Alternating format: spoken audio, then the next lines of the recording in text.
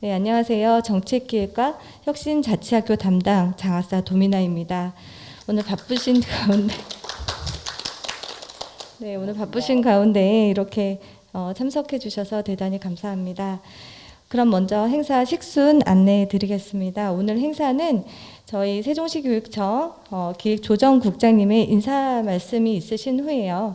혁신학교 졸업연대 학생 대표의 혁신학교에 대한 소감 발표와 그 학교 혁신에 대한 한국교원대학교 김용 교수님의 강의 순으로 진행되도록 하겠습니다.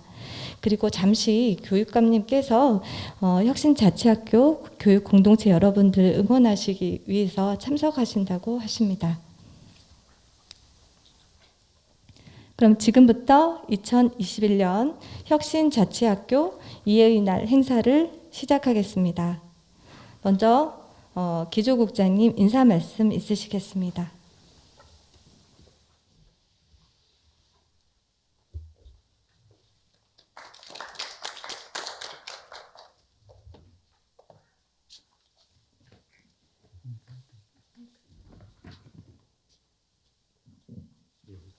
안녕하십니까. 저는 기획조정국장 정광태입니다. 이렇게 만나뵙기 위해서 너무 반갑습니다. 코로나19로 인해서 학교의 그 현장의 위기가 계속되고 있는 가운데 우리 아이들이 배움이 멈추지 않도록 지혜와 힘을 모아서 슬기롭게 대처해주고 계시는 여러분들께 진심으로 감사의 말씀드리겠습니다. 오늘 이 자리는 혁신자치학교의 발령을 받으셔서 새롭게 소속된 공동체로서 학교 혁신과 학교 자치를 이해할 수 있도록 계기를 마련해 달라는 현장의 요구에 의해서 준비되었고, 혁신학교 4년의 경험을 바탕으로 해서 혁신자치학교를 함께 만들어가고 계시는 교육공동체 여러분들을 응원하고 마음을 함께 나누는 자리가 되겠습니다.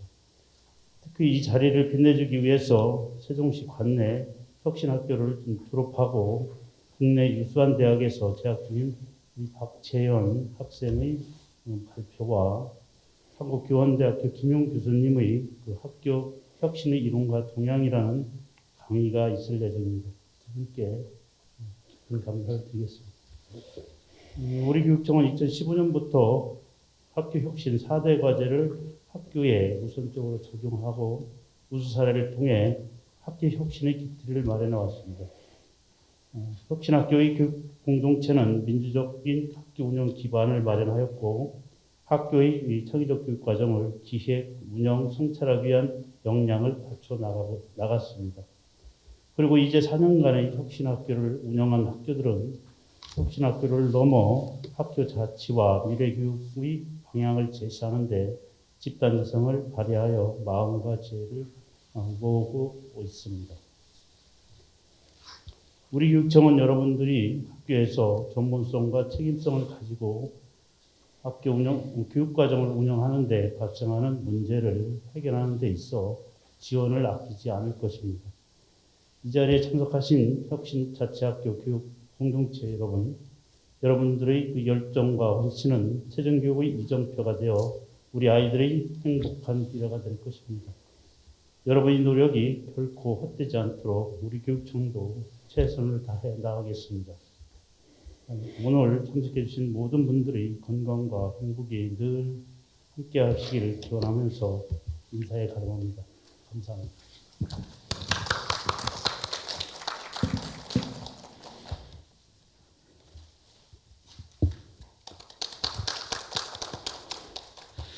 다음은 이 혁신학교 졸업생연대까지입니다. 많이 들어보신 분도 계실 것이고 안 들어보신 분도 계시겠지만, 우리가 혁신학교에 근무하면서 이 까지의 회원이 돼준다는 건, 후원의 회원이 돼준다는 건 굉장히 중요한 일입니다. 그래서 학생들의 이 배움이 어떻게 이들의 삶에 영향을 미치고 있고, 또 이분들이 힘있게 살아갈 수 있도록 이렇게 지원해 주는 것도 중요할 것 같습니다. 박채연 학생 박수로 맞겠습니다.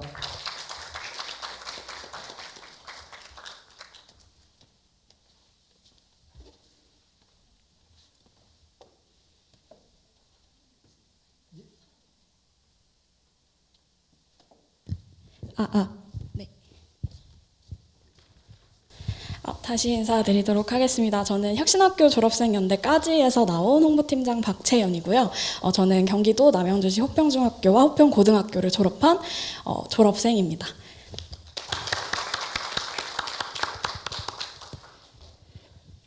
저는 오늘 여기 보이시는 PPT와 같이 혁신학교의 경험을 통해서 저와 제 친구들이 어떻게 성장하고 변화했는지, 그리고 현재는 어떻게 살고 있는지에 대해서 간략하게 말씀을 드리려고 합니다.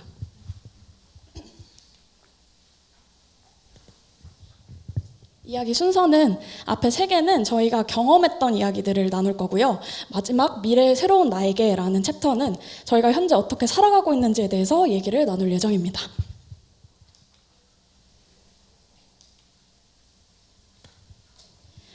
일단 이 자리에 굉장히 많이 떨리네요. 오히려 많은 분들이 안 계셔서 조금 더 떨리는 것 같습니다.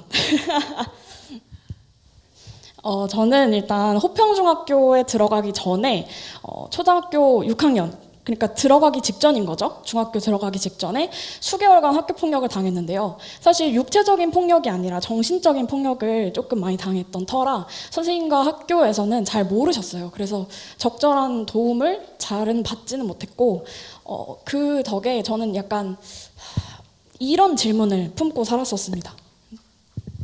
학교가 나에게 무엇을 해줄 수 있을까?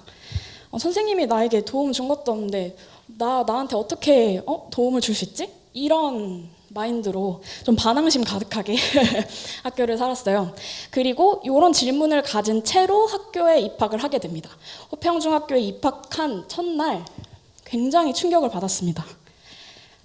첫날부터 모든 학습이 이루어지는 거예요. 디귿자로 앉은 것부터 조금 충격이었는데 친구들과 갑자기 이야기를 하라니 좀 굉장히 저한테는 불안하고 좀 떨리는 시간이었습니다. 모든 학습이 계속되다 보니까 어쩔 수 없이 학교 내에 있는 친구들, 선생님들, 그리고 다른 분들까지도 계속 대화를 하게 되더라고요. 근데 이 대화가 저를 조금 바꿔놓은 것 같아요. 계속 대화를 하다 보니까 친구들이 나의 말에 귀 기울여 주는구나, 그리고 내가 얘기할 수 있도록 기다려주는구나, 이런 것들을 깨닫게 되고, 저는 약간 소심한 그런 아이였다가 먼저 나서서 이야기하는 학생이 되었습니다. 그래서 결국 지금 들어보면은 그때 저는 관심이 필요했던 게 아닐까라는 생각을 하고 있어요. 그런데 그 관심이 필요했던 아이에게 호평중학교는 그런 관심을 듬뿍듬뿍 줄 수 있는 학교가 아니었나, 그런 생각을 하게 됩니다.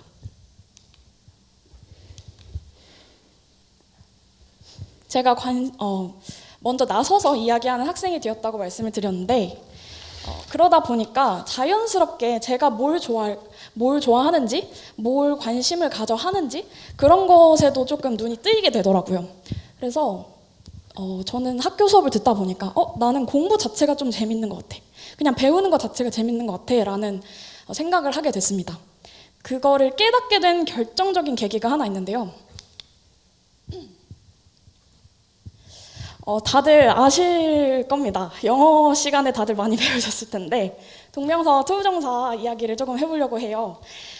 중학교 2학년 영어 시간에 배웠던 문법인데요. 저랑 저희 반 친구들이 영어 너무 배우기 싫어, 문법 너무 재미없어 라고 선생님한테 찡얼찡얼 대고 자꾸 짜증을 부리고 그랬던 기억이 있습니다. 그런데 그때 선생님께서 그러면 이거를 문제라고 생각하지 말고 너희가 하나의 이야기라고 생각하고 한번 배워볼래? 들어볼래? 라고 하셔서 이야기를 해주셨어요. 자, 이 과정을 연애하는 과정이라고 생각해보자. 그러면 동명사는 약간 과거의 의미를 담고 있고 투부정사는 미래의 의미를 담고 있겠지? 그럼 중간은 뭐야? 현재야.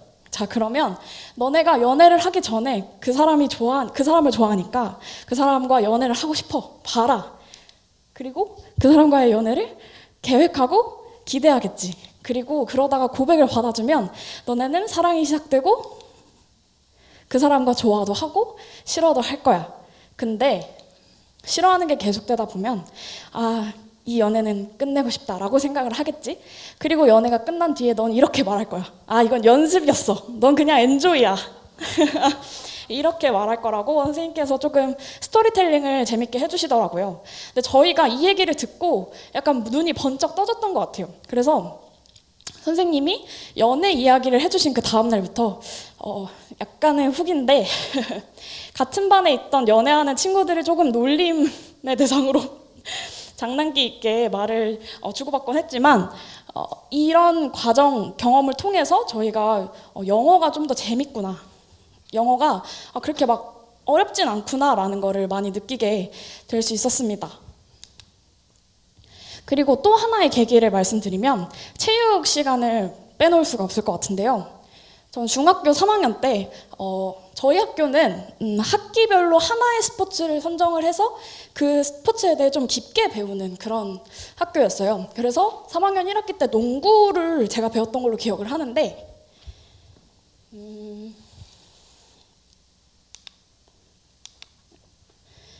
그때 선생님께서 애들이 너무 실기만 좋아하고 이론을 좋아하지 않으시니까 그러면 내가 농구 만화를 하나 갖고 와야겠다라고 하셔서 슬램덩크를 가져오셔서 전 학년, 저희 3학년에게 다 읽게 하셨어요.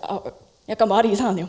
네, 그래서 읽게 만들었어요. 그래서 저희는 이 슬램덩크를 읽고 시험을 치르게 되었는데요. 그때 나왔던 시험이 바로 이 문제입니다. 아래의 장면에서 알 수 있는 농구 기술의 이름을 써라. 그리고 그 방법을 설명하라. 정답은 아시는 분은 다 아실 텐데 레이업 슛이죠.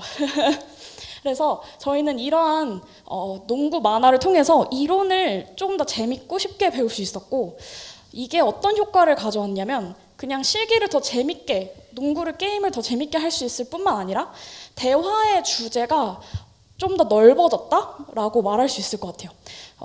친구들과 얘기를 할 때 뭐 연애라든지 아니면 공부 너무 싫어 이런 이야기들뿐만 아니라 내가 아는 식견의 그 깊이, 넓이가 조금 더 넓어지니까 농구에 대해서도 친구들과 야 이거 레이업슛 너무 멋있지 않니? 아니면 또 서태웅이 한 그런 기술들 너무 멋있지 않니? 이런 주제로 얘기를 하게 되고 이게 결국에는 남녀의 조금 더 체육 시간에 남녀의 좀 분리가 있었던? 네, 약간 분리 있었던 체육 시간을 합쳐주게 만드는 그런 원인으로 좀 작용을 했던 것 같아요. 그래서 대화의 소재로 농구가 계속 얘기가 되다 보니까 농구를 잘하든 못하든 일단 대화에 껴서 재밌게 이야기를 하고 다 같이 함께 할 수 있다는 점에서 기억에 많이 남는 것 같습니다. 또 다른 예시를 들어보면 국어에서는 진정한 연애란 무엇인가 라는 주제로 토론을 해봤고 사회참여 수업으로는 지역 주민분들과 함께 장을 담그고 나눴던 기억도 있어요. 그리고 융합 수업으로는 이거는 중학교보다 고등학교 얘기긴 한데 생명과학, 국어, 한국지리 뭐 등등 해서 바이러스라는 주제로 융합 수업을 했던 기억도 있습니다. 결국엔 이러한 과정을 통해서 저는 약간 공부가 재밌어졌고 배우는 것 자체가 너무 재밌어졌다라는 생각을 갖게 됐고요. 그리고 그 반대로 일상에서의 그냥 재밌는 흥미있는 놀이 자체도 거기서도 배울 점이 있구나라는 그런 것들을 좀 깨달았던 것 같아요. 그래서 배움 그 자체가 즐거워지고 행복해졌던 것 같습니다. 이번에는 조금 다른 이야기를 해보려고 하는데요. 바로 학생 자치 이야기입니다. 3주체 공청회라는 사례를 가져왔어요. 보통 학생들이 교복이나 화장, 염색 이런 것들을 조금 자유롭게 자신의 개성을 표현하고 싶어 하죠. 근데 어느 날 학생들이 선생님들이 계속 너무 잡으니까 선생님들이 이걸 못하게 하니까 이렇게 물어봤어요. 왜 이거 하면 안 돼요? 왜 이렇게 입으면 안 되고 염색하면 안 될까요?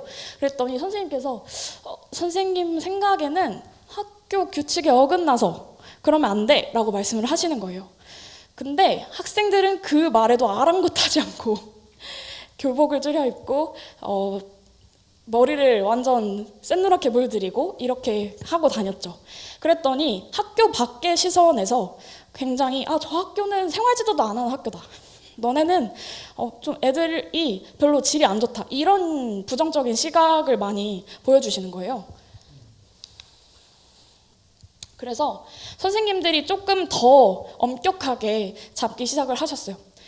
그래서 노란색으로 염색을 한 아이에게 다시 검은색으로 염색을 해와.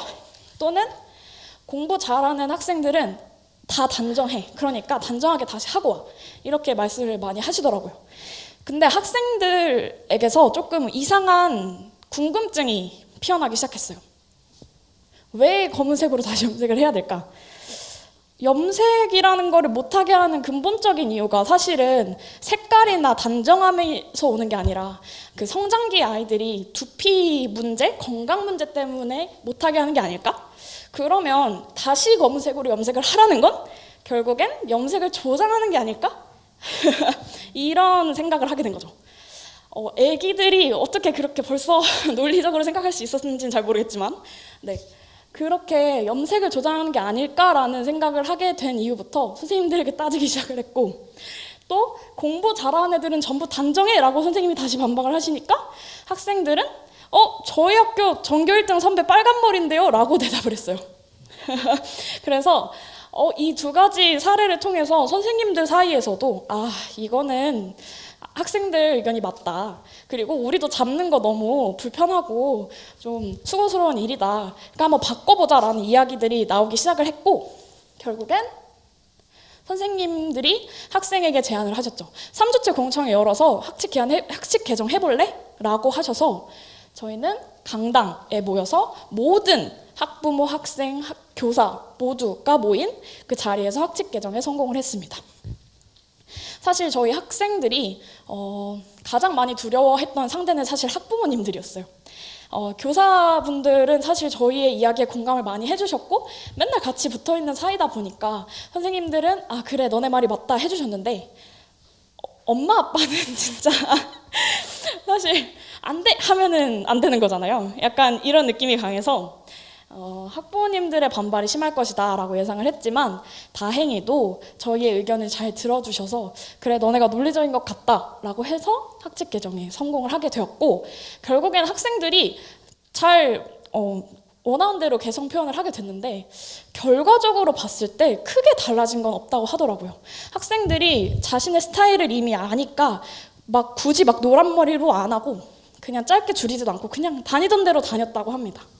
그래서 결국엔 이 사례를 통해서 소통의 중요성을 다시 한번 깨닫게 되었고요.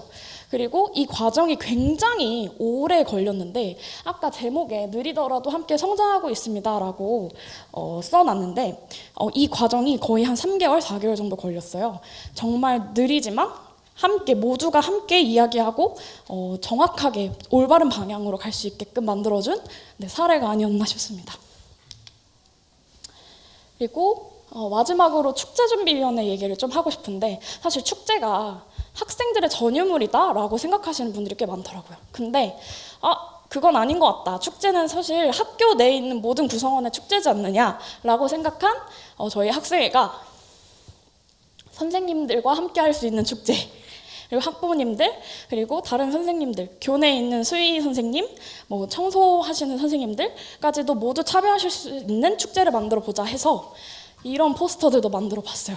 그래서 선생님들을 얼굴을 넣은 포스터인데 사실 가운데 계신 선생님이 학생들에게 좀 무서운 선생님으로 불리는 학생 주임 선생님이셨어요. 근데 이 포스터가 만들어지고 난 뒤에 학생들이 선생님 저 이 포스터 잘 봤어요. 이거 호평하게 축제하게 선생님이 완전 간첩 진짜 영화에 나오는 배우 같아요 라고 얘기를 꺼내기도 하고 좀 대화를 편하게 할 수 있는 그런 장이 만들어졌습니다. 그래서 제가 말씀드리고 싶은 부분은 사실 이 부분에 있는데요. 마지막 챕터예요. 미래의 새로운 나에게. 이 챕터에서는 앞서 말씀드린 경험을 했던 친구들이 현재 어떻게 살고 있는가에 대해서 말씀을 드리려고 합니다. 그때 그 아이들이 영화 제작에 참여했던 영화 제작 프로젝트가 있었는데 그때 참여했던 친구들은 영화에 정말 흥미가 생겨서 현재 스태프로 활동하고 있는 친구가 있고요. 그리고 또 그 돼지심장이랑 소눈을 해부했었던 기억이 있는데 그것 때문에 관심을 갖게 된 아이가 수의학과에 진학을 해서 현재 실제로 동물을 진료를 하고 있다고 하더라고요. 그리고 또 뭐가 있었지? 축제준비위원회를 통해서 공연에 조금 맛이 들린 친구가 공연 기획이랑 축제 기획을 지금 공부를 하고 있다고 합니다. 그래서 이렇게 그 학교의 수업 자체가 인생의 방향이라든지 자신의 진로 이런 것들에 좀 큰 영향을 미친다는 걸 보여드리고 싶었고,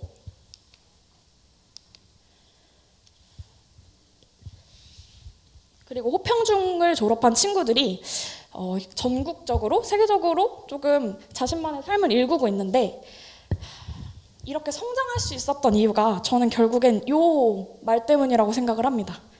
저희가 만들었던 호평인의 약속인데요.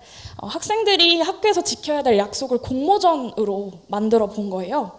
근데 지금 재미있게 지내고 있는 친구들을 보면 저는 이 약속들을 좀 가슴에 새기고 있지 않나 그런 생각이 듭니다.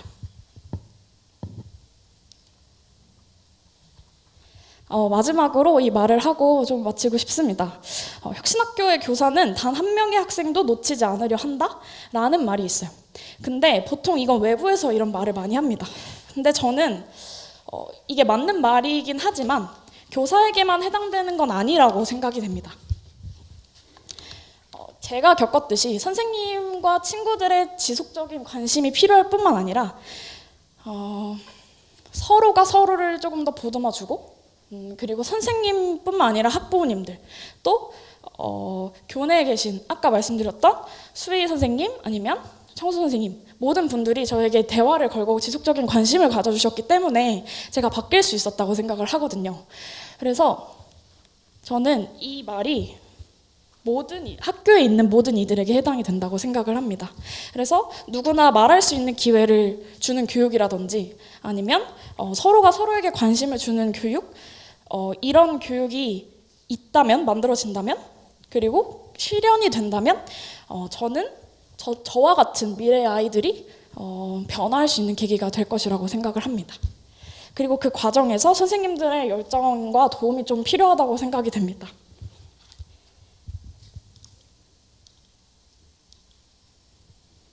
학생들이 자신을 그리도록, 나의 삶을 직접 그릴 수 있도록 만들어주는 교사가 되셨으면 좋겠습니다. 네, 지금까지 혁신학교 졸업생 연대까지의 박채연이었습니다. 감사합니다. 박채연 양의 발표를 들으면서 이 교육과 학교가 가야 할 방향이 조금 더 구체적으로 모아지는 것 같습니다.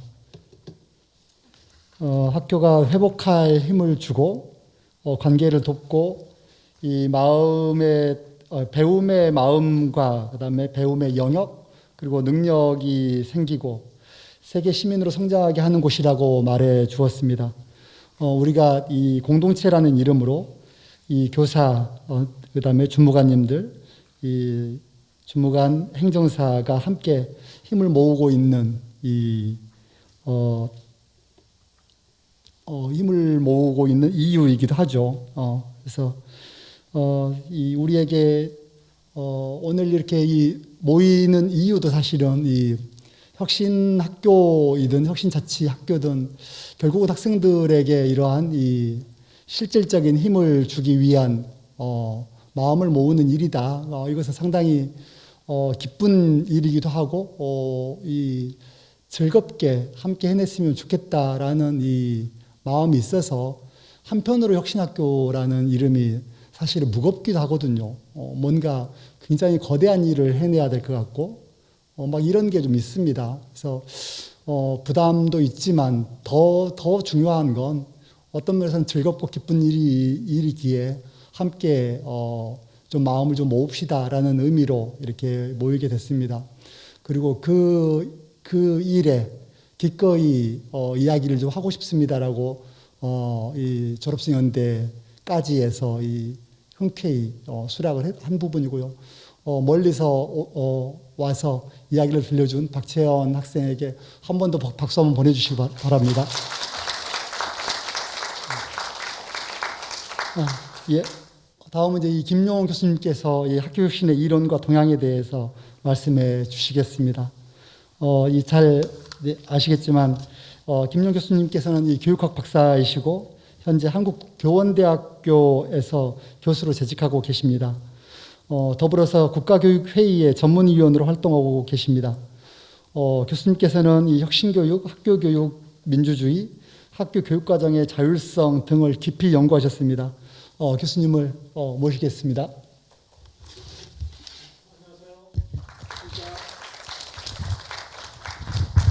예, 선생님 만나뵙게 돼서 반갑습니다. 저는 이번 학기에 세 개 강좌를 하고 있는데 2개는 대면 강좌고 하나는 뭡니까? 줌으로 하고 있거든요. 근데 대면 하는 게 훨씬 좋은 것 같아요. 줌으로 만나는 것보다.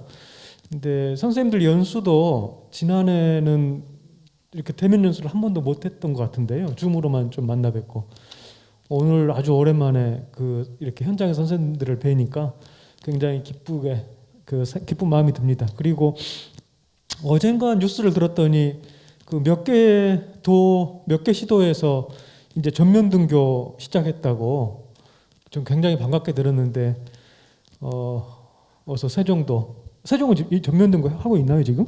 하고 있군요 벌써. 우리 충북은 지금 못 하고 있는데 충북도 빨리 할 수 있으면 좋겠다는 생각이 듭니다.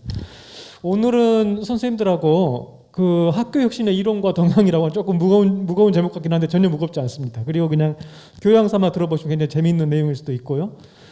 합니다. 그리고 지금 한참 졸릴 시간이잖아요. 너무 그냥 근엄하게 앉아 계시면 금방 잠오고 하니까 편하게 기지개도 켜시고 이동하셔도 괜찮습니다. 아주 편하게 하시면 될 것 같습니다. 오늘 한 이런 4가지 정도의 내용으로 말씀을 드리려고 하는데요. 학교 혁신이라고 하는 게 어떤 맥락에서 제기되지 않았을까요? 역사가 있겠죠. 학교 혁신이라고 하는 것도. 그래서 어떤 맥락에서 제기됐나 이런 역사 속에서 한번 생각을 해보는 것하고요. 두 번째로는 세계의 교육 변화. 제가 볼 때 우리가 개별 학교의 존재하긴 하지만 이렇게 세계적 안목 갖는 건 매우 중요한 것 같거든요. 그래서 세계적인 견지에서 학교 혁신이 또 어떤 의미가 있나 이런 얘기도 잠깐 해보려고 하고 학교를 바꿔보자라고 하는 게 학교 혁신일 텐데요. 어떻게 바꿀까? 그리고 사실 이제 벌써 시도마다 조금 차이는 있습니다만은 이렇게 학교 혁신의 역사가 제법 되잖아요. 근데 이제 오늘날 어떤 문제를 좀 검토할 필요가 있는가 이렇게 고민을 선생님들하고 나눠보려고 합니다. 우리나라 한국에서도 학교를 좀 잘 만들어보자, 잘 바꿔보자라고 하는 저는 역사가 꽤 되는 것 같아요. 우리 해방되고 정부 수립 이후 벌써 70년이 지났는데 그 이후에도 여러 번의 과정이 있었다고 생각됩니다. 맨 처음에 제가 선생님들하고 한번 뭐라고 할까 생각해보고 싶은 역사는 새교육 운동이라고 하는 것입니다. 새교육 운동. 선생님들 혹시 대학 다니실 때 새교육 운동이라고 들어보신 분 계신가요? 아마 안 들어보셨죠? 거의 대부분. 그런데 새교육이라고 하는 건 익숙하지 않으세요? 새교육은 뭔가요? 잡지 이름 아니에요, 선생님들? 알죠? 네, 어떤 단체에서 교직 단체에서 펴낸 잡지 이름이죠. 그 새교육하고 저 새교육 운동이 딱 관련이 있습니다. 뭔가 하면 이제 48년에 우리 정부 수립하고 그 다음에 50년에 전쟁이 있었죠. 전쟁 겪고 나서 우리나라에 쓸만한 건물이 하나도 없었다고 합니다. 왜? 다 파괴돼가지고. 그래서 학교에 건물이 없었고요. 그냥 운동장만 있었고 그 다음에 교육과정이 그때 있었을까요? 교육과정이 없었습니다. 우리나라의 국가교육과정이 50년 초에 없었습니다. 교과서가 있었을까요? 아주 놀라운 사실입니다만은 최초의 우리나라의 교과서는 국정교과서가 아니었습니다. 그냥 대충 만든 것들이었어요. 민간인들이. 왜냐하면 우리나라는 그당 정부 수립 초기만 해도 정부 역량 자체가 교과서를 만들기 어려운 그런 상황이었으니까요. 그러니까 오로지 있는 것이라고는 운동장하고 애들밖에 없었던 거예요. 학교에. 그때 우리나라의 교사들이 우리 힘으로 뭔가 해보자라는 운동을 일으킵니다. 교사들이 우리끼리 교육과정도 좀 만들어보자. 왜 없으니까요. 그 다음에 우리가 교과서도 좀 만들어보자.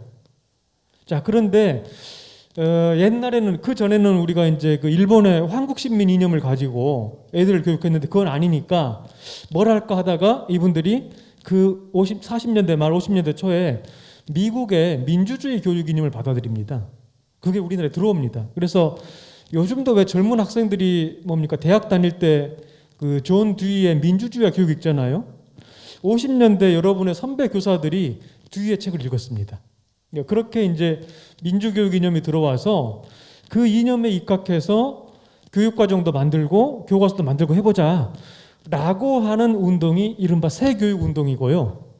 그 운동이 막 일어날 때 그 운동을 전국적으로 전파했던 잡지가 새교육입니다. 새교육의 뭐 시범호 같은 거는 48년인가 9년이고 정식 창간은 53년인가 그럴 거예요. 그러니까 딱 이제 매우 제가 볼 때 한국의 현대 교육사에서 우리나라의 교사들이 가장 빛났던 시기가 저는 저 시기라고 생각합니다. 새교육 운동 시기. 그런데 유감스럽게도 저게 오래가지 못했어요. 60년대에 이제 군사 쿠데타가 있었고 군사 쿠데타가 일어나면서 그 후로는 뭔가 교사들 스스로 뭘 하지 마라. 정부가 하라는 것만 해라 라고 하는 그런 식의 조금 암흑기라고 할까? 그러니까 군사정부 시기에 통제 중심의 교육이라고 하는 게 쭉 30년 가까이 이어지죠. 80년 무렵까지. 그러다가 80년대 말 90년대 초가 제가 볼 때 또 하나의 분기점이 되는데요. 80년대 말은 어떤 시기인가 하면 한국 교육에서 양적 팽창이 완성된 시기예요. 양적 팽창이 완성됐다는 건 뭐냐 하면 학교를 가고 싶은 애들이 다 누구나 고등학교까지는 갈 수 있게 되는 시기예요. 그전에는 학교가 부족했기 때문에 학교를 짓는 것 자체가 교육 정책이었거든요. 요즘에 제가 옛날에 들었을 때 경기도의 경우에 지금은 아마 그 정도까지 아닐 것 같은데 오래전에는 경기도에서 그 1년에 100개씩 학교를 지었다고 제가 알고 있어요. 개교를 100개씩 한 거예요. 그러니까 경기도 교육청은 다른 거 신경 쓸 여유가 없고 학교를 짓는 게 그냥 정책인 거예요. 교육 정책. 근데 우리나라가 오랫동안 그랬어요. 왜냐하면 학교를 계속 지어갔어야 되니까. 그런데 80년대 말에 되면 그 문제가 이제 해결이 되는 거예요. 그 고등학교까지는 원하면 다 갈 수 있게 된 거죠. 학교 수용 능력이 이제 그만큼 커져서. 그러니까 그때 고민이 바뀌었습니다. 고민이 그 전까지는 어떻게 학교를 많이 지어서 학교를 많이 짓고 교사를 많이 채용해서 애들 교육할까였다가 그 후로는 어떻게 하면 더 질 높은 교육을 할까로 고민이 바뀝니다. 그때 80년대 말에 그 고민에 대한 우리 그 교육자들의 조금 뭐라고 할까 고통스러운 대답이 뭔가 하면 지금 80년대 말 지금 시점에 우리나라의 교육은 붕어빵 기계에 붕어를 찍어내는 교육이다 이런 이야기가 그때 많이 돌아다녔어요. 교육자들 사이에. 붕어빵 기계에 붕어 찍어내는 교육은 뭘 상징하는가 하면 다 획일적이라는 거죠. 이맘때쯤 전국의 어떤 학교에 가나 다 똑같이 교육하고 있는 거죠. 왜 획일적일까요? 타율적이니까 획일적이죠. 위에서 다 국가교육과정도 다 정해주고 학교 운영 어떻게 하라고 다 정해주고 타율적이기 때문에 획일적이다라고 하는 게 80년대 말의 진단이었고 그러면서 우리가 이제 앞으로 90년대를 맞이해서 우리 교육의 방향은 타율과 획일의 반대인 자율과 다양으로 가야 되겠다. 이런 고민을 하고 있었습니다. 그리고 그 고민의 연장선에서 이른바 1995년에 531 교육개혁이라고 하는 게 진행되고 531 교육개혁 선생님들 혹시 들어보셨는지 모르겠지만 우리가 보통 자율과 책무의 교육개혁 이렇게 말하거든요. 그때 그 자율이라고 하는 것입니다. 사실은 95년의 교육개혁이 지금까지 우리들한테 굉장히 많이 영향을 미치고 있죠. 우리가 다음 슬라이드에서 나타나겠지만 지금 현재 선생님들이 학교에서 이렇게 경험하고 있는 상당히 많은 제도가 다 95년 무렵에 제도화됩니다. 들어오게 됩니다. 그 과정에서 제가 볼 때 그 좋은 변화도 있었고 조금 아쉬운 변화도 있었는데 그 아쉬운 점을 조금 바꿔보자라고 하는 중요한 계기가 2007년에 그 최초의 주민직선 교육감 선출이었고 잘 아시는 것처럼 그 경기도를 시작으로 해서 이 교육감 직선제 이후에 혁신학교 운동이 시작되어서 지금에 이르고 있습니다. 잠깐 눈을 돌려서 외국 이야기를 잠깐 해보려고 합니다. 요즘에 우리나라 선생님들이 제일 많이 말씀하시는 게 자율 말씀 지금도 많이 하세요. 학교를 자치하고 싶다, 또는 교육과정의 자율 운영권을 교사들이 좀 많이 누리면 좋겠다, 학교 자율 운영을 하고 싶다, 이런 얘기를 많이 하시거든요. 그런데 우리 세계의 역사 속에 학교 자율 운영이 아주 완벽하게 이루어진 때가 있었습니다. 그게 어딘가 하면 예전에 70년대 말까지의 영국과 미국 이런 데였습니다. 우리나라는 선생님들이 왜 국가교육과정이라고 하는 말을 너무나 익숙하게 알고 계시잖아요. 그런데 영국의 사전에 내셔널 커리큘럼, 국가교육과정이라는 단어가 등장하기 시작한 게 1988년입니다. 그러니까 1988년 이전에는 내셔널 커리큘럼이라는 말 자체가 존재하지 않았습니다. 그럼 그걸 어떻게 했을까요? 그때 어떤 교과를 가르칠 것인가, 완벽히 학교의 자율이었습니다. 예를 들면 수학 교과에서 어떤 내용을 가르칠 것인가, 완벽하게 교사의 자율이었습니다.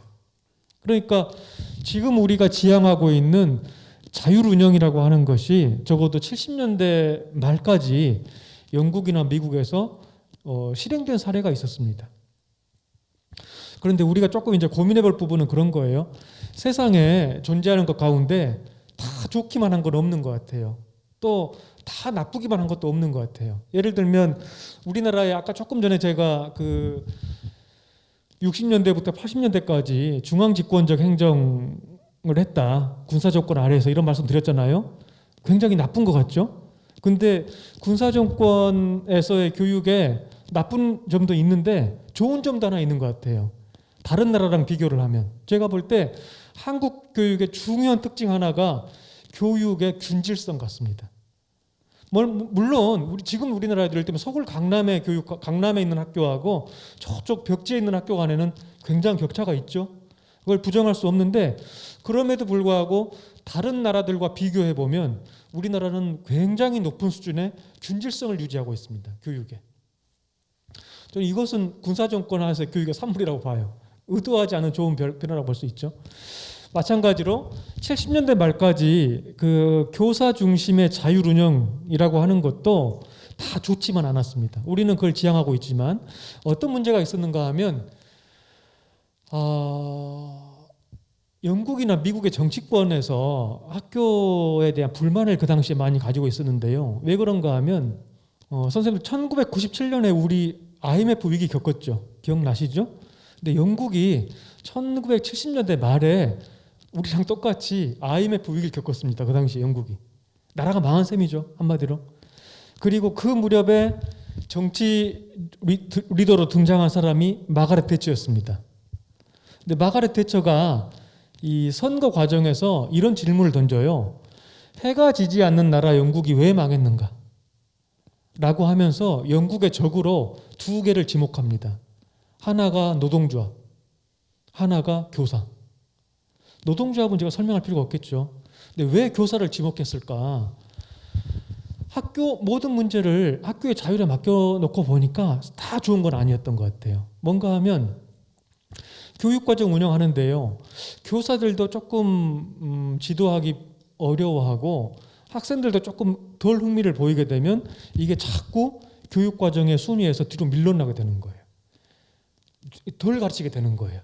가장 타격받은 교과가 무엇이었는가 하면 수학과 과학이었어요. 그러니까 학교에서 수학, 과학을 충분히 가르치지 않고, 가르친다고 해도 우리 옛날에 수학 공부해보면 앞에 그 집합과 명제는 좀 할만하잖아요. 그런데 뒤에 저기 삼각함수, 로그함수 좀 어렵잖아요. 다 앞부분만 하고 있는 거예요. 이게 재밌는 말이, 과학 공부를 하라고 맡겨놨더니 학교에서 다 자연 공부만 하고 있다, 이런 식의 어떤 비판이 있었어요. 그래서 이거를 더 이상 교사들 손에만 두면 안 되겠다. 그 다음에 뭡니까, 학교에서 알아서 하라고 하니까 선생님들 사이에 너무나 격차가 막 있는 거예요. 굉장히 훌륭하게 교육활동 하시는 분도 계시고, 너무나 그 아이들을 소홀하게 다루는 분도 계시는 거죠. 그래서 이른바 지대추구자, 렌트시커라고 하는 그 자신의 기득의 권리만을 그냥 누리려고 하는 이런 교사들이 있다. 자율의 그늘이 있다. 이런 생각을 했던 거예요. 그래서 한마디로 말하면 전문적 책무성, 교사들이 책임지고 한다라고 하는 그 명분 아래서 교사들이 독점적 권한을 행사하고 학부모 또는 시민은 교육 운영 과정에서 배제되고 있다. 이런 식의 진단을 하고 있었어요. 이것이 OECD의 교육 논의에 영향을 주는데요. OECD 논의가 왜 중요한가 하면 우리나라가 OECD에 가입한 게 1996년이거든요. 그런데 OECD는 바로 가입할 수 있는 게 아니고 준비 기간이 꽤 길어요. 그래서 우리나라 관료들이 OECD에 파견된 것은 1991년부터예요. 교육부에서도 관료들이 파견됐었어요. 근데 그분들이 가서 이 OECD 하는 얘기를 듣고 그게 사실은 95년 교육계획에 많이 들어오거든요.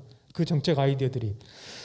근데 OECD를 갔다 오신 분하고 제가 인터뷰를 해보니까 OECD라고 하는 기구가 이제 지금은 37개 국가가 가입돼 있는데 그 무렵에는 91년 무렵에는 32개 국가가 가입해 있었는데요.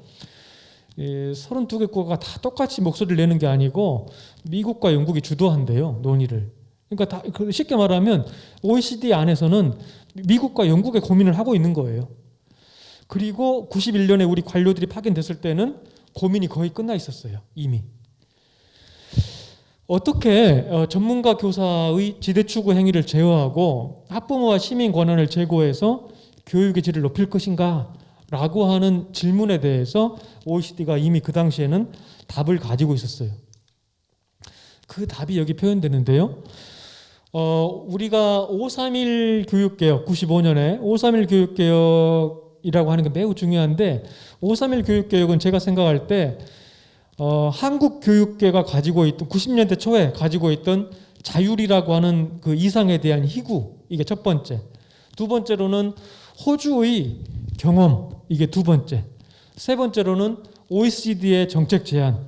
이 세 가지가 혼합된 결과가 저는 531 개혁이라고 생각해요. 근데 아까 우리나라 교사들이 왜 자율을 희구했는가, 이 부분은 제가 말씀을 드렸으니까 호주하고 OECD 얘기를 잠깐 해보려고 합니다. 80년대 말에 제가 말씀드렸죠. 그 획일과 타율의 반대인 자율과 다양으로 가야 되겠다. 앞으로는 이런 그 공감대가 우리 교사들 사이에 많이 있었습니다. 근데 자율과 다양성의 관계를 생각해 보면 뭐가 더 중요한가 하면 자율이 중요하겠죠. 왜냐하면 자율이 주어지게 되면 자연스럽게 다양해질 것 같으니까요.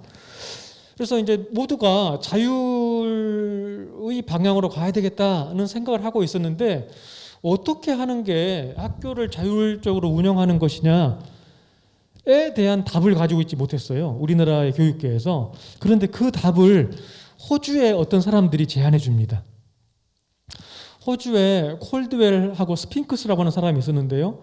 한 사람은 고등학교 교장이고 한 사람은 그의 친구였던 그 대학의 교육학 교수였어요. 근데 이 두 사람들이 모여가지고 어떻게 하면 학교를 좀 더 잘 운영할 수 있을까 이런 고민을 하다가 자기네 고민해 보니까 네 가지를 바꾸면 학교가 좀 잘 될 것 같다 이런 고민을 한 거예요. 첫 번째, 학교에서 가장 중요한 자원이 교사들인데 지금은 어떻게 교사들이 모이는가 하면 교육청이 보내준 대로 모인다.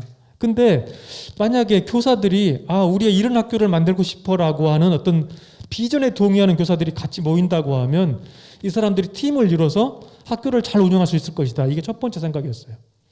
두 번째, 학교에서 가장 중요한 일이 뭔가 하면 교육과정을 운영하는 일이잖아요. 뭔가를 가르치고 배우는 일인데 선생님들이 학교에 가서 보면 우리 학교 애들은 가만히 보니 이 국가교육과정대로 진도를 나가는 것보다는 뭔가 예를 들면 우리 학교 애들은 너무나 문해력이 너무 떨어져요. 그러면 교사의 판단으로 한 학기는 다른 거 전폐하고 집중적으로 문해 능력을 기른 다음에 가도 될 수 있는 거잖아요. 이런 식의 자율권이 좀 있으면 좋겠다. 교육과정 운영에서의. 이게 두 번째. 세 번째, 돈 쓰는 문제의 자율권이 좀 있으면 좋겠다.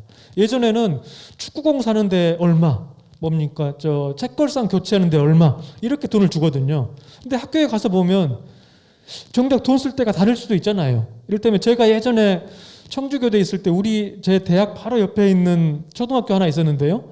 거기 청주 교사들이 가기 싫어하는 3군데 초등학교 중에 하나였어요. 근데 그 학교 아이들을 조사해 보니까 아침 밥을 굶고 오는 애들이 60%였어요. 그러니까 아주 어려운 아파트 단지에 있는 학교였는데요. 만약에 제가 교장이라면 저한테 돈이 있다면 저는 아침에 애들 밥 먹일 것 같아요. 그 돈 가지고.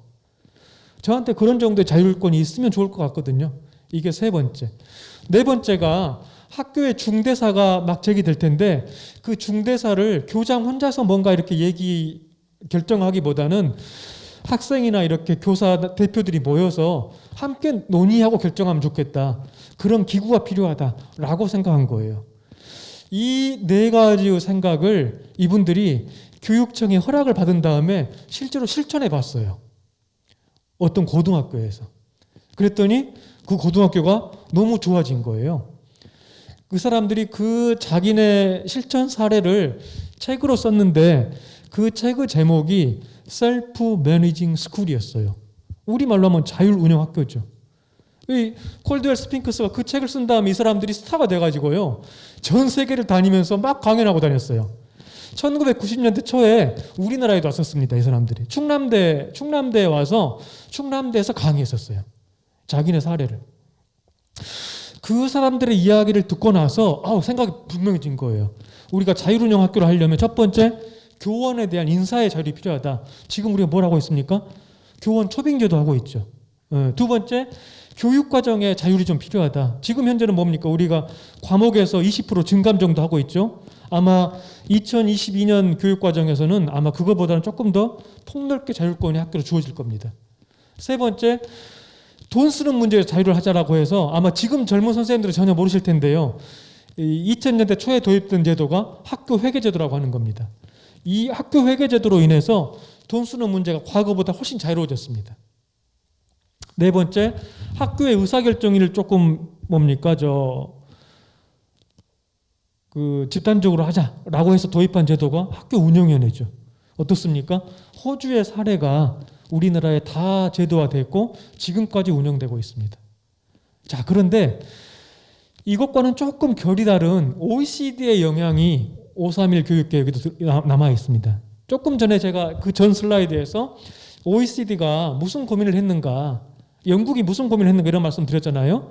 자, 이 너무나 학교가 교사 중심적으로 운영되는데 교사들이 전혀 통제받지 않고 자기 편의적으로 학교 생활하는 사람들도 적지 않다. 이 사람들에 대한 적절한 통제가 필요하다. 이런 생각을 하고 있었어요. 이것이 정책적으로 어떻게 전달되는가 하면 첫 번째, 교사들이 다 똑같지 않다. 따라서 교사를 평가해야 되겠다. 이런 아이디어가 등장합니다. 교사 평가. 그런데 2번째, 교사 평가로만 끝내면 교사들이 겁먹지 않는다. 돈과 결부지어야 되겠다. 성과급 제도가 등장합니다. 자, 그런데 교사들을 평가하고 성과급을 드리는데 아무런 기준 없이 평가할 수도 없잖아요. 그러니까 뭔가 기준이 필요하다. 그런데 교사들이 교육활동을 잘 했는가 아닌가를 뭘 가지고 판단할 것인가? 결국 아이들의 성적밖에 없다. 성적을 확인하려면 시험 봐야 되겠다. 성취도 평가를 보자라고 하는 겁니다. 그래서 성취도 평가하고 교원 평가와 성과급을 연동하는, 이렇게 결부짓는 겁니다. 우리나라 선생님들 지금 교원 평가하고 있잖아요. 우리나라 교원 평가는 아무것도 아닙니다, 사실은. 유럽 국가들에 지금도 가보면은 우리 전통적인 과거에 치렀던 학업 성취도 평가 결과가 그대로 교원 평가가 되는 나라들이 많이 있습니다. 그러니까 교원 평가를 별도로 하지 않고 아이들의 시험 점수가 그대로 교원평가 결과가 되고 그것이 그대로 급여에 영향을 미치고 이런 나라들이 지금도 제법 있습니다. 결부짓는 것이죠. 2번째, 학업 성취도 평가 결과를 이 위로만 쓰지 말고 부모들도 쓸 수 있게 해야 되겠다. 부모들도. 자, 부모들이 쓰게 하려면 첫 번째, 학교의 정보를 알려야 되겠다. 교육 정보를 공개해야 되겠다. 2번째, 학부모들이 학교를 선택할 수 있도록 해야 되겠다.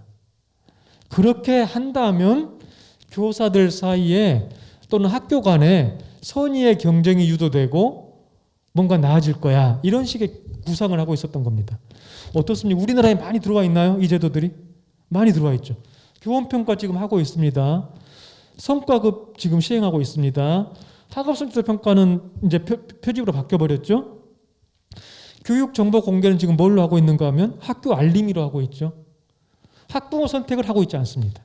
그 다음에 우리는 사실은 학업성취도 평가를 볼 때에도 교원평가랑 직결시키지 않았습니다. 다만 어떤 선생님들이 기억하시겠지만 어느 해 한두 해 정도만 학교 성과급이라고 해서 성과급의 20%인가를 그 성취도 평가 결과랑 연동했던 때가 있긴 있었죠. 그것 정도를 제외하면 이렇게 연동하진 않았습니다. 여하간 이런 식의 약간은 이질적인 두 개의 정책 아이디어들이 우리나라의 학교 자율운영이라고 하는 이름으로 제도화되어서 오늘날에도 이르고 있다, 이렇게 볼 수 있습니다.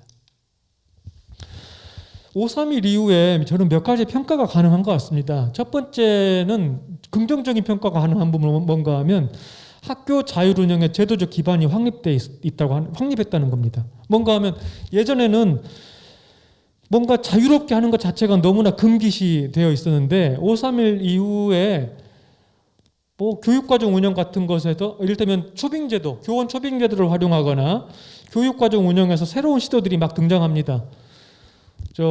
우리 여기 과장님도 앉아 계시는데요. 우리 과장님은 제가 어떻게 처음 뵙는가 하면은 저는 EBS에서 처음 뵀어요. EBS에서. 이분은 뭘 하신 분인지 아세요?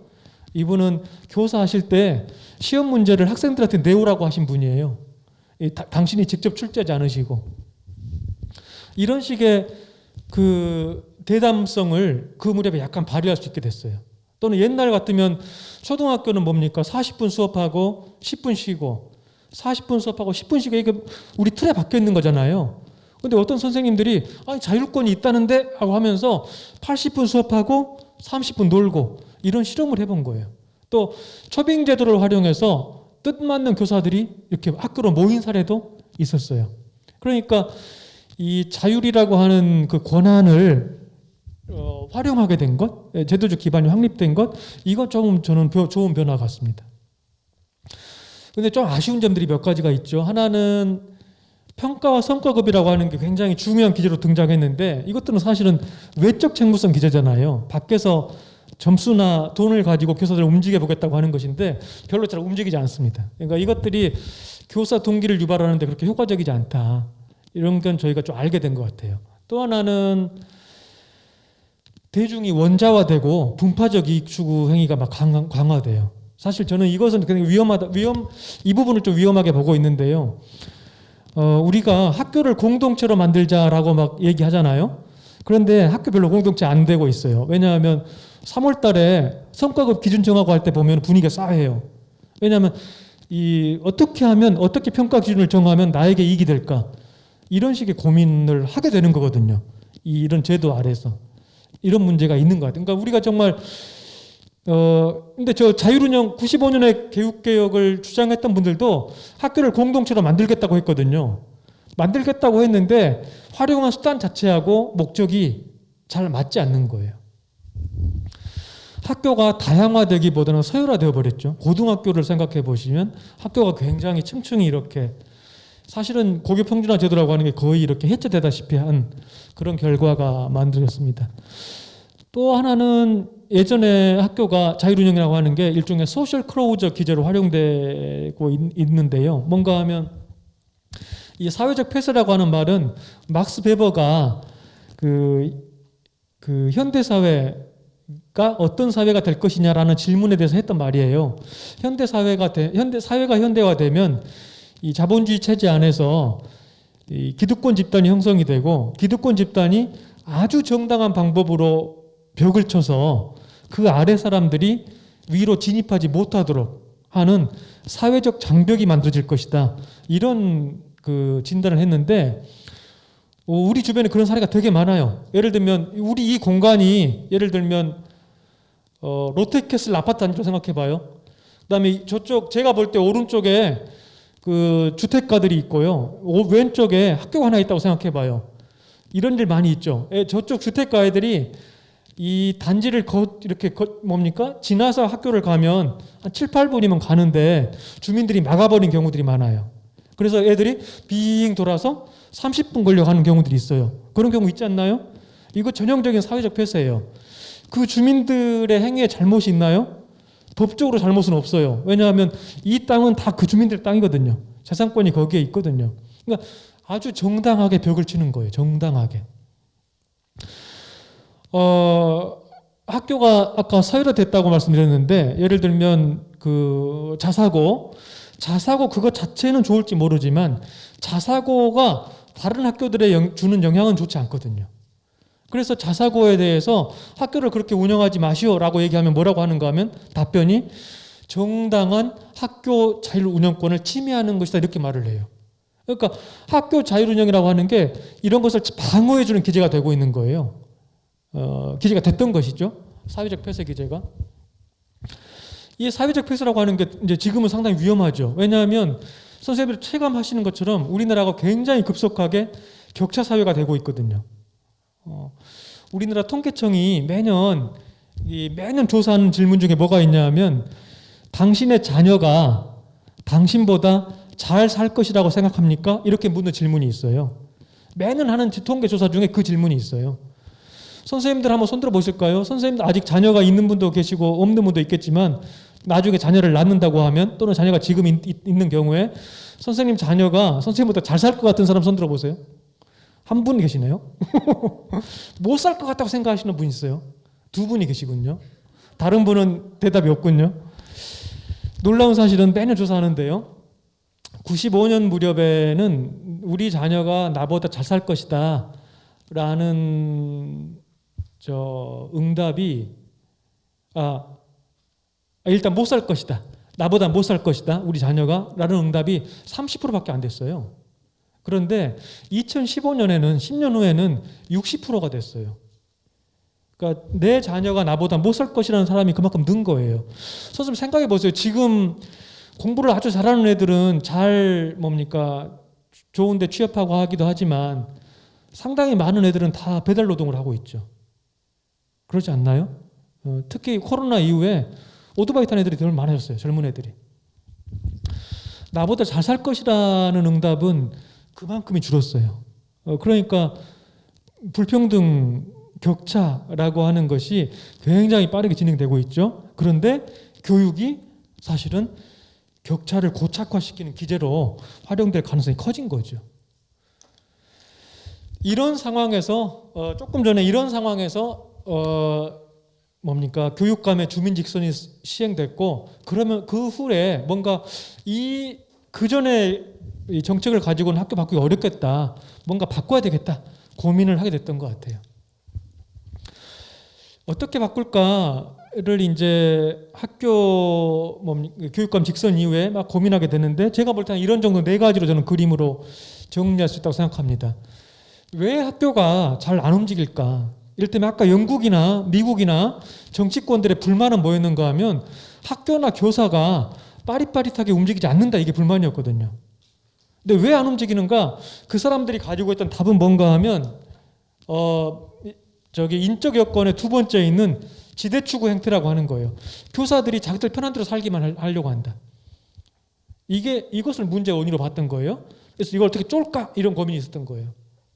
그런데 학교가 잘 움직이지 않는다. 불활성이라고 하는 문제는 조금 복합적 원인이 있다고 저는 생각합니다. 하나는 과업 여건이라고 하는 건데요.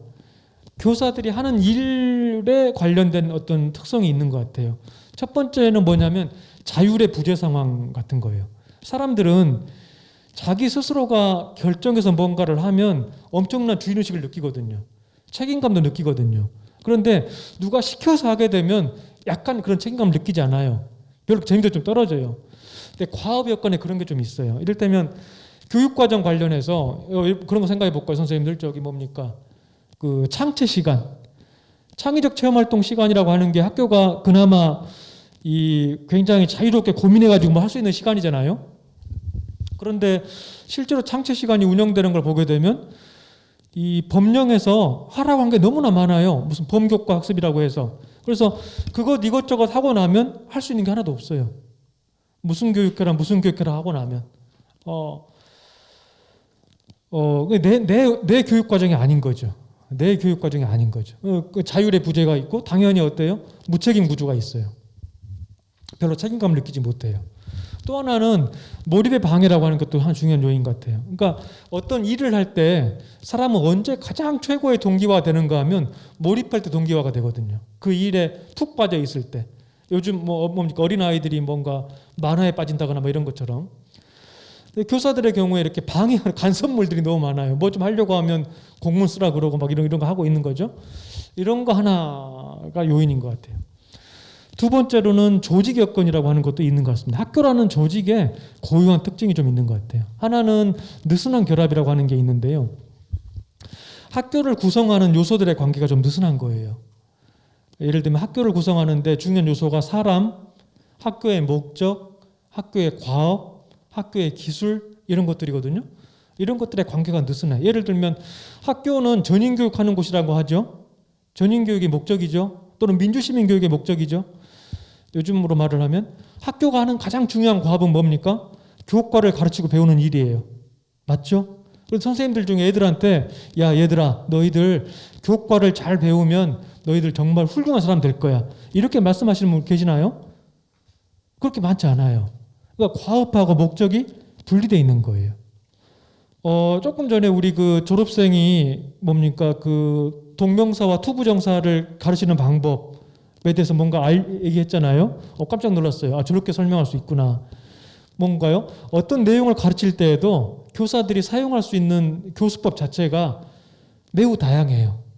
이거는 뭔가 하면 과업과 기술의 관계가 느슨한 거예요. 어떤 일을 꼭 한 가지 방법으로 하면 이게 단단한 거거든요. 사람과 사람의 관계도 단단하지 않아요. 교사들은 우리 세종 선생님들한테도 널리 알려져 있는 뭡니까? 앤디 하그리프스라는 사람 있죠? 외국의 학자. 앤디 하그리프스를 스타 교수로 만들어준 중요한 개념 하나가 있어요. 개념이 뭔가 하면 컨트라이브드 컬리규레티라고 하는 개념이에요. 우리말로 하면 뭐라고 해요? 가장된 동료성 이런 개념이에요. 가장된 동료성. 교사들 간의 인간관계는 얼핏 보면 굉장히 좋아요.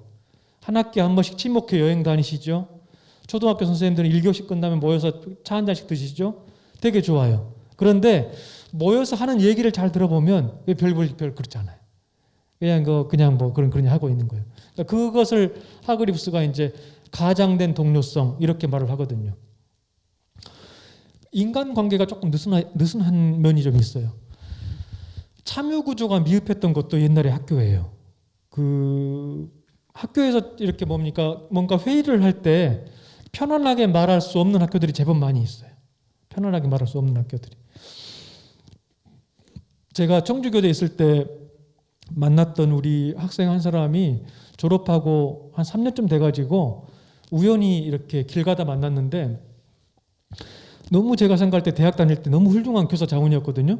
그래서 오랜만에 만나서 잘 지내고 있느냐 이렇게 물어봤는데 아주 심드렁하게 그냥 그래요 이렇게 말하는 거예요. 그렇게 답할 사람이 절대 아닌데 왜 그런가 이렇게 물어봤더니 공부를 잘해서 청주에 처음 발령받았는데 교직원 회의할 때 그 자기가 이렇게 회의하는 걸 들어보니까 자기 생각에 이렇게 하면 좋을 것 같다는 생각이 들어가지고 손들어서 말을 했대요. 이렇게 하면 좋겠다고.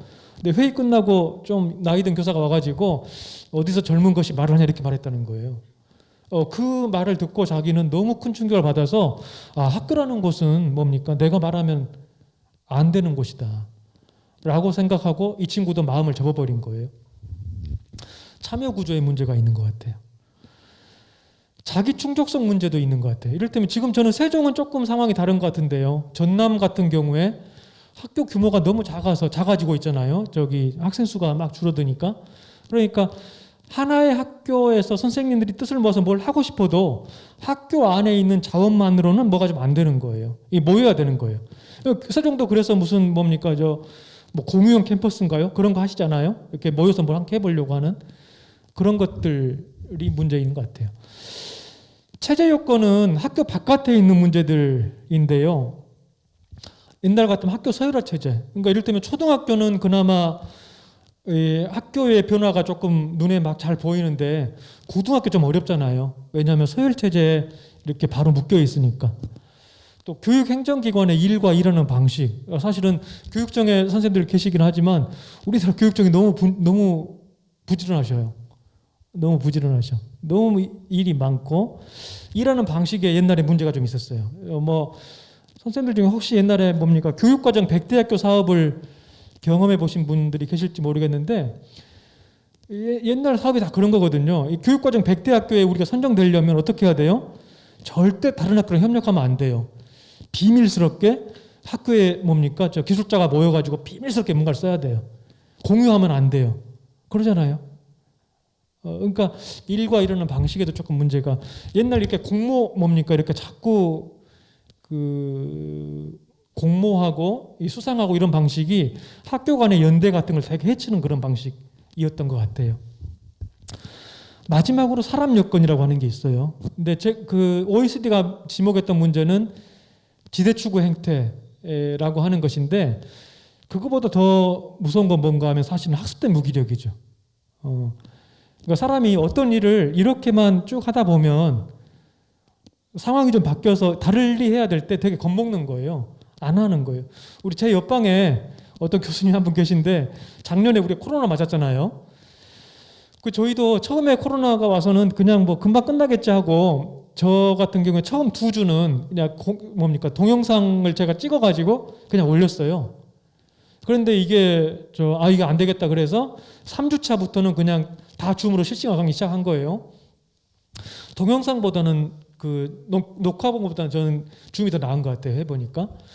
근데 제 옆방에 연세가 63세 되신 분이 계시거든요. 근데 되게 좋은 분이에요. 굉장히 학생들한테 애정도 있고 되게 좋은 분이에요. 근데 그분이 이 줌 하는 걸 너무나 두려워하는 거예요. 줌 하는 걸. 그래서 이분이 14주까지 다 동영상을 찍었어요. 근데 15주 차에 그래도 학생들 얼굴은 한번 봐야 되겠다 해가지고 15주 차에 어렵게 배워가지고 줌으로 수업했어요. 이런 학습된 무기력이거든요. 늘 해오던 대로만 하게 되는 그런 문제. 마지막으로 학교장 리더십 문제가 있는 것 같아요. 사실은 학교를 바꾼다고 할 때 그 절반 정도의 비중이 저는 학교장한테 있다고 봐요. 그리고 제가 어떤 기회가 돼가지고 일본에서 그 배움의 공동체 운동하는 분들하고 이렇게 교류할 일이 있었는데 그 운동을 오래 해오신 분들의 그 한결같은 그 결론이 뭔가 하면 훌륭한 교장 한 분하고 그와 뜻을 같이 하는 3명의 교사만 모이면 바뀌지 않는 학교가 없다. 이게 그분들의 결론이래요. 매우 중요한 그 요인이죠. 학교장이라고 하는 게.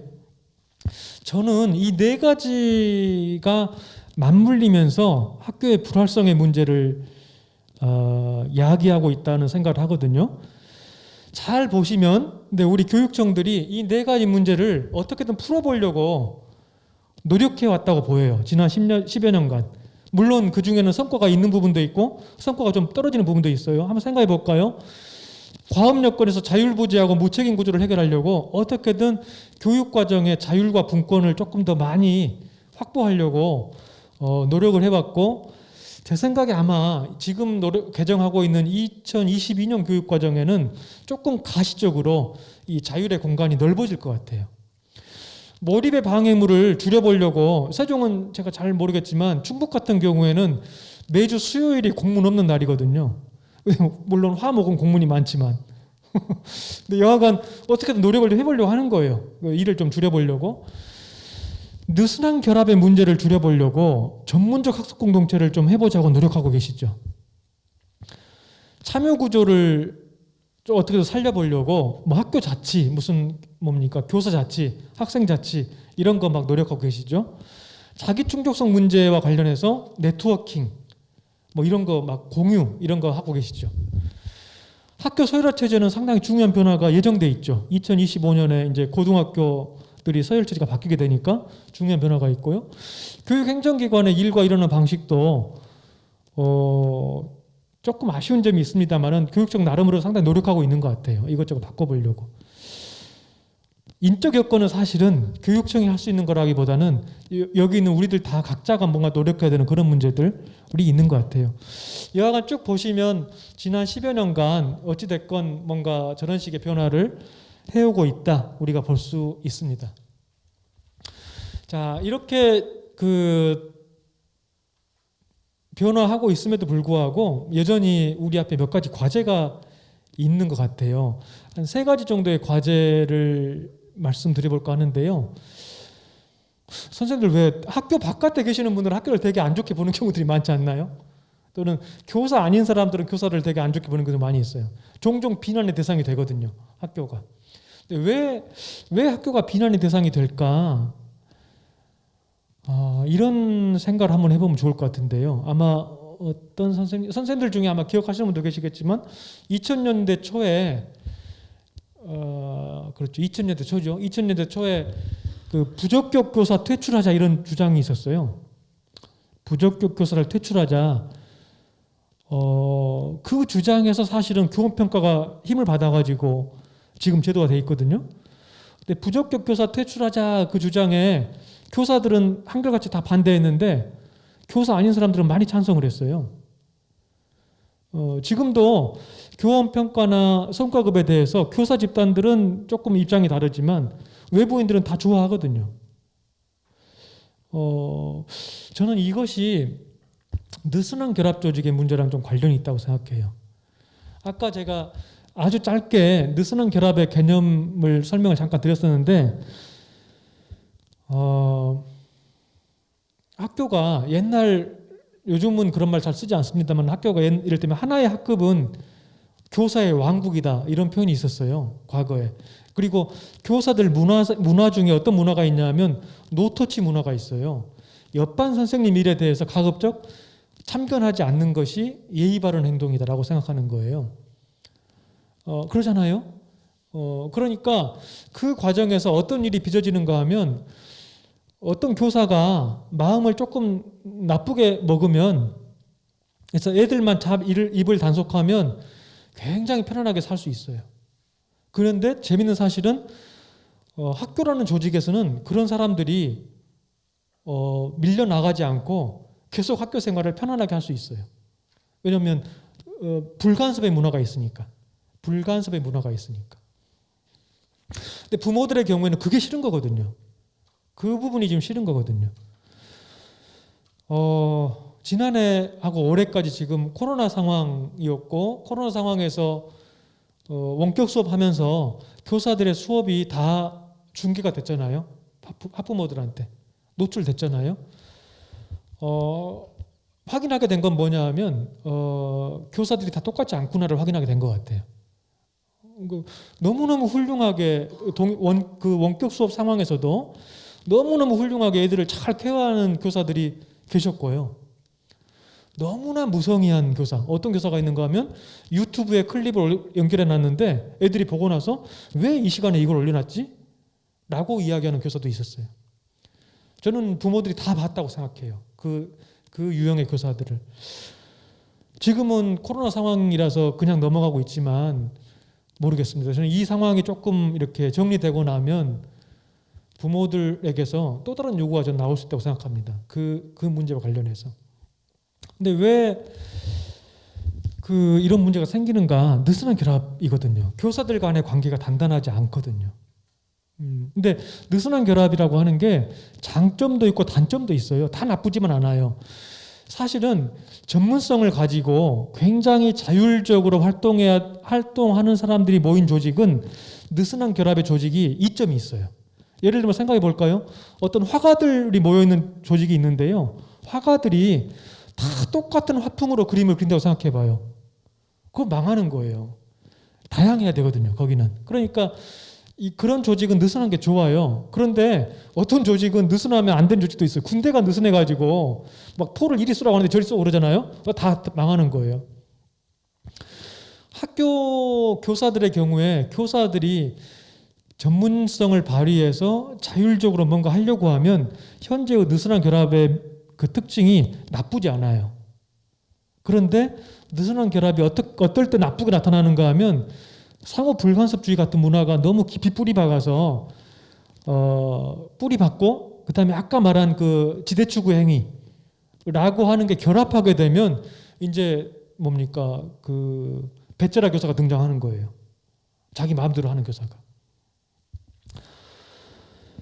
이런 문제를 우리가 넘어서야 되는 문제가 있는데 이 문제에 대한 우리 교육청 선생님들이 찾아낸 답이 공동체였던 것 같습니다. 공동체.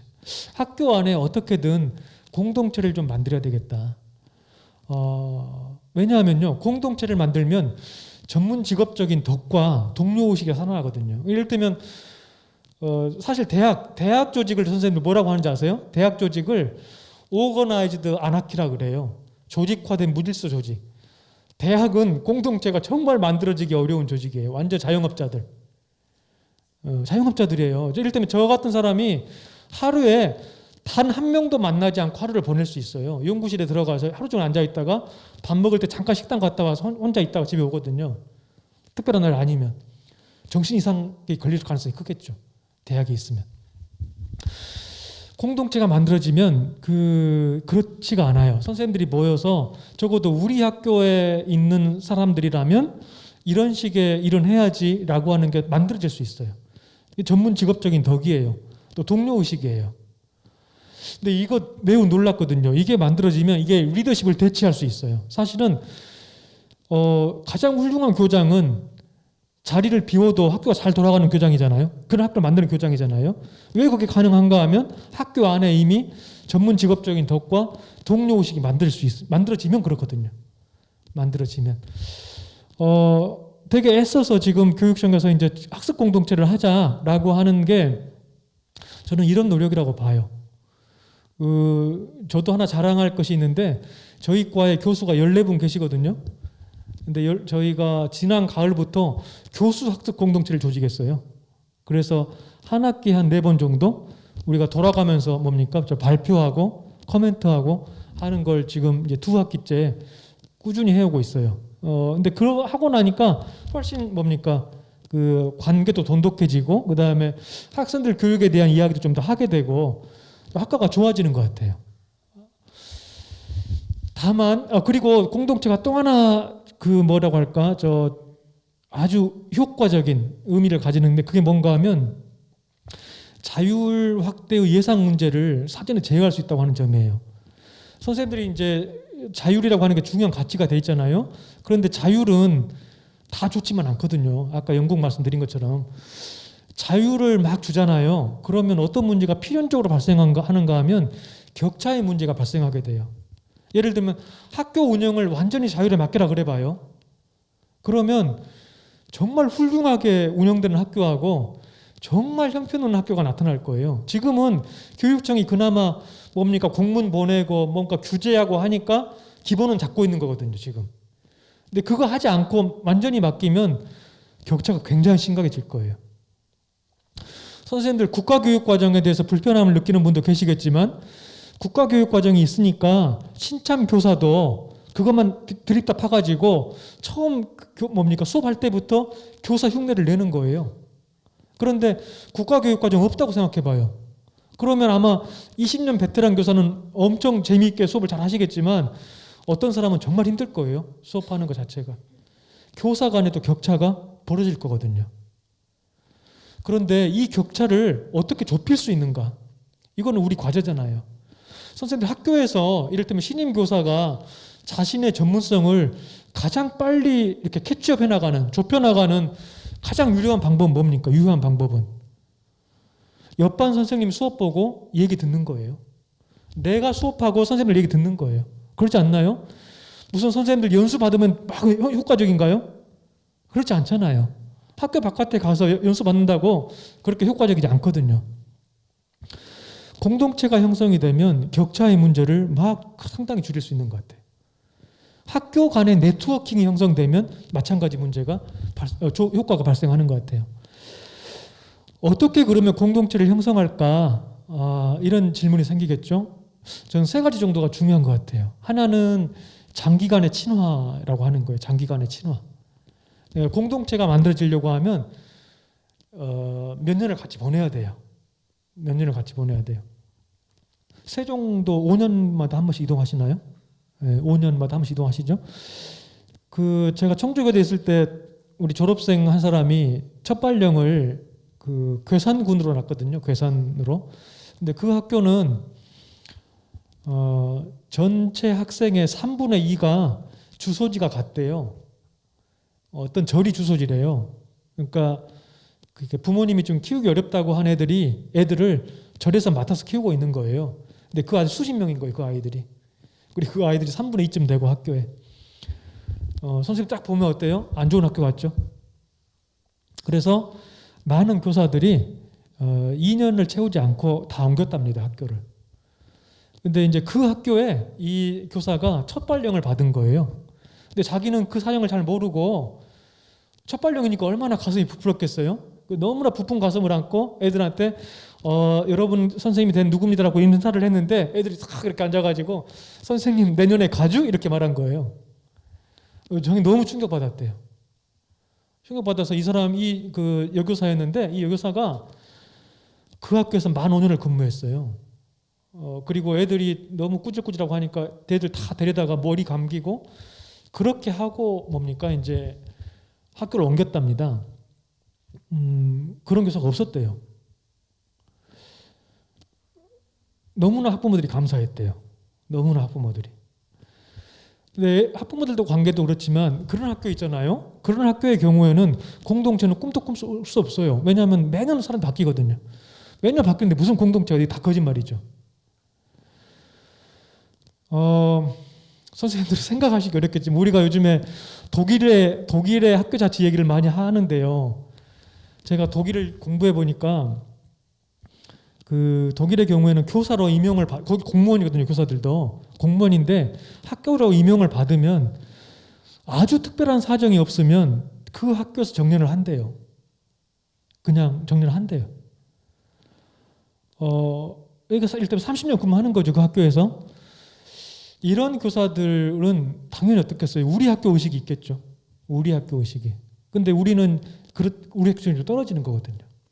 그러니까 저는 조금 더 한 학교에서 근무하는 기간이 좀 길면 좋겠다고 생각을 해요.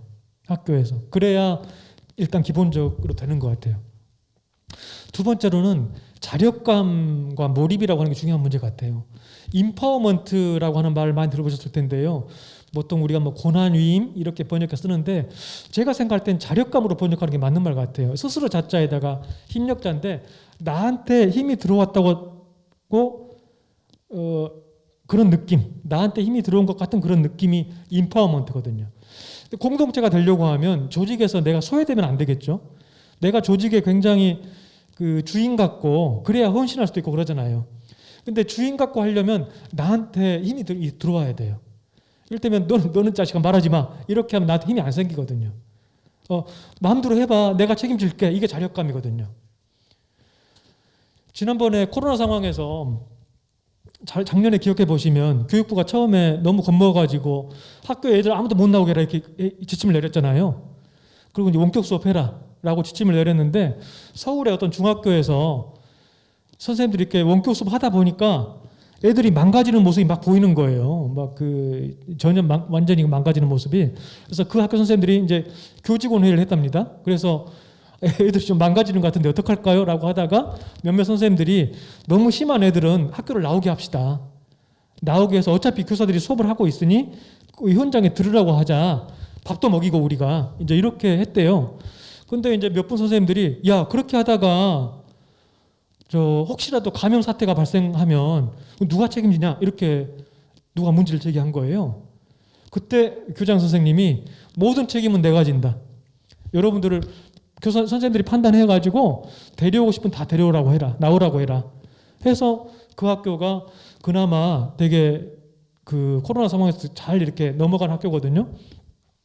그 교장 선생님이 교사한테 준 게 뭔가 하면 자력감이에요. 자력감. 괜찮아요. 해보세요라고 하는 거죠. 해보세요라고 하는 거. 이래야 공동체가 만들어지는 것 같아요. 학교 내외의 참여 구조. 이렇게 자기 목소리를 낼 수 있으면 내 조직이거든요. 나의 보이스를 낼 수 있으면 내 조직이에요. 그러니까 뭡니까 자유롭게 뭔가 말할 수 있도록 한다는 게 매우 중요한 문제가 되는 것 같아요. 이게 우리한테 있는 하나의 과제입니다. 두 번째로는 민주주의라고 하는 문제가 또 우리한테 제기되는 과제인 것 같아요. 민주주의는 조금 전에도 말한 목소리의 문제거든요. 1인 1표라고 하는 게 민주주의 상징하는 것인데 옛날에는 사실 노예는 사람이 아니었잖아요. 옛날에는 여성은 사람이 아니었거든요. 그러니까 여성은 투표권이 없었거든요. 근데 1인 1표라고 하는 것은 노예든 여성이든 다 그 똑같은 사람으로 보고 목소리를 낼 수 있게 해준다는 거잖아요. 이게 민주주의 아이디어잖아요. 저는 민주주의가 학교에서 되게 중요한 문제 같아요. 하나는 예를 들면 구성원의 성장에 상당히 중요한 것 같아요. 그 사람은 나이가 들어간다고 해서 자연스럽게 성장하는 것 같지가 않아요. 성장의 속도가 좀 다른 것 같아요. 조금 전에 왔던 그 졸업생 같은 경우는 그 고등학교 졸업생의 평균 이상의 뭐라고 할까 역량을 좀 가지고 있는 것 같지 않아요?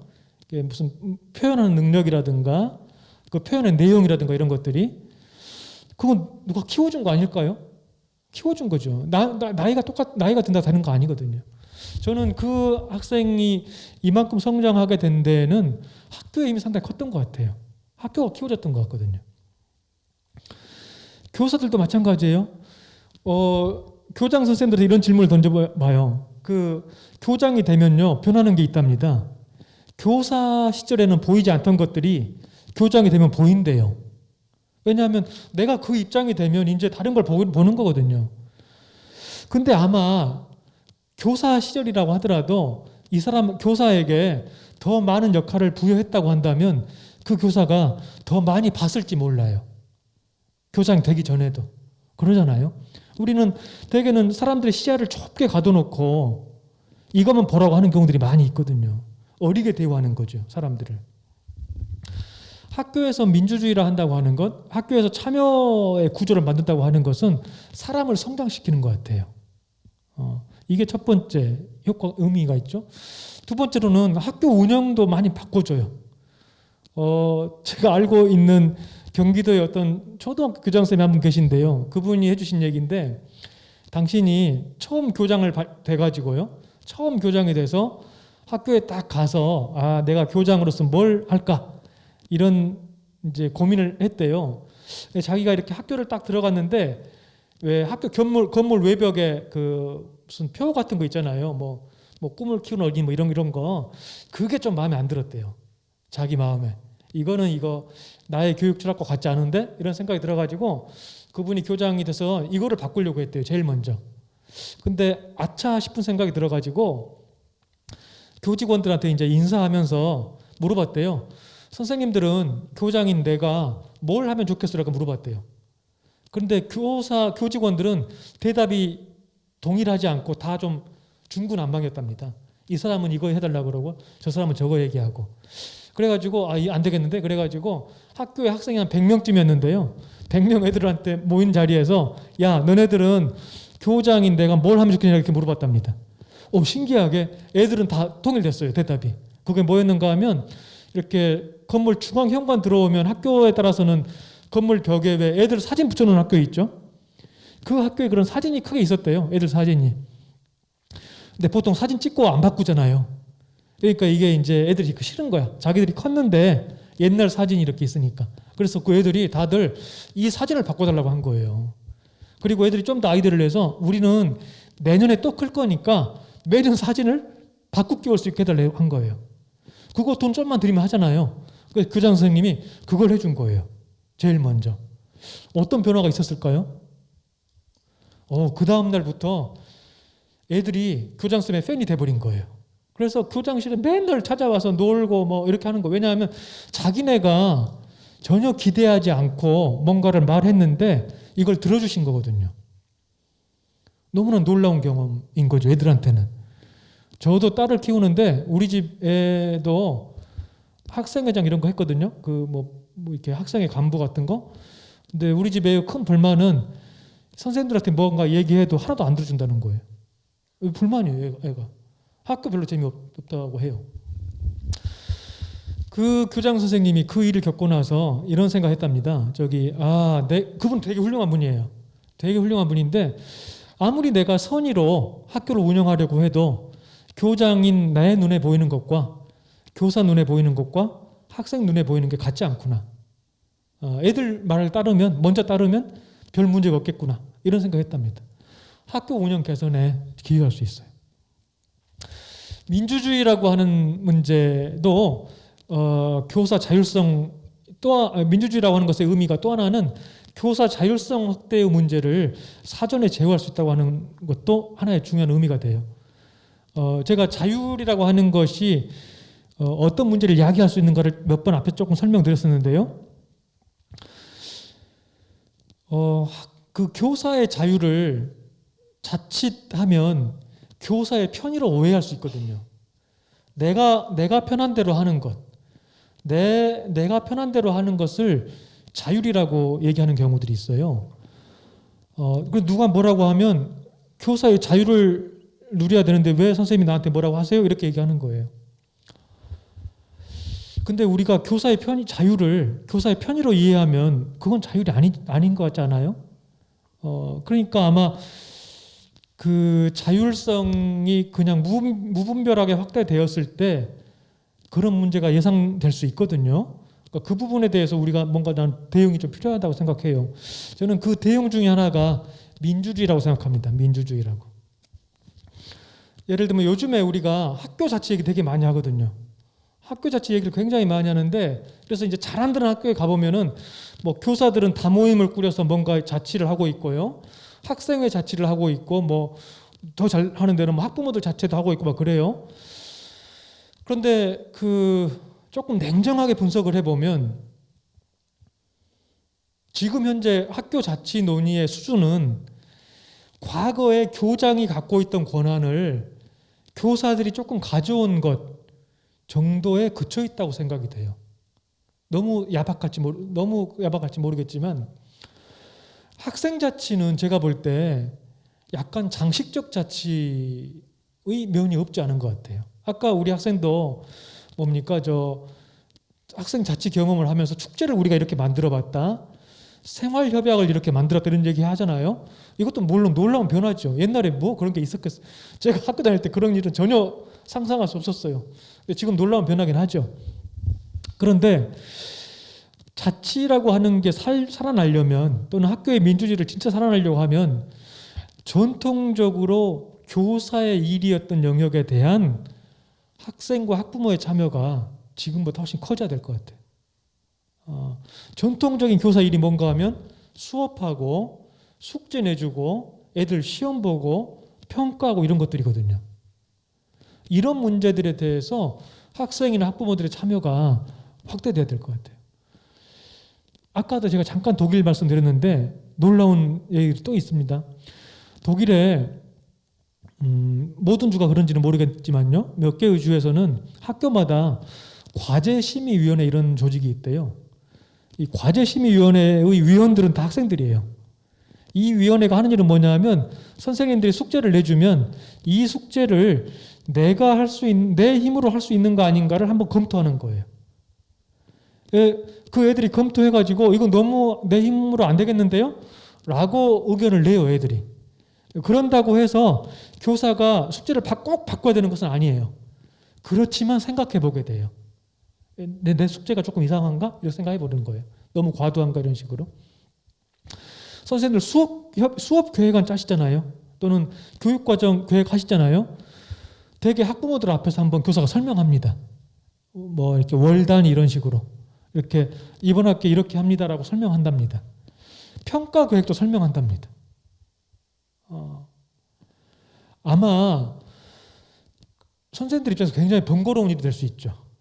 굉장히 번거로운 일이 될 수 있지만 오히려 그렇게 하고 나면 교사들에 대한 그 학부모들이나 학생들의 신뢰라고 할까?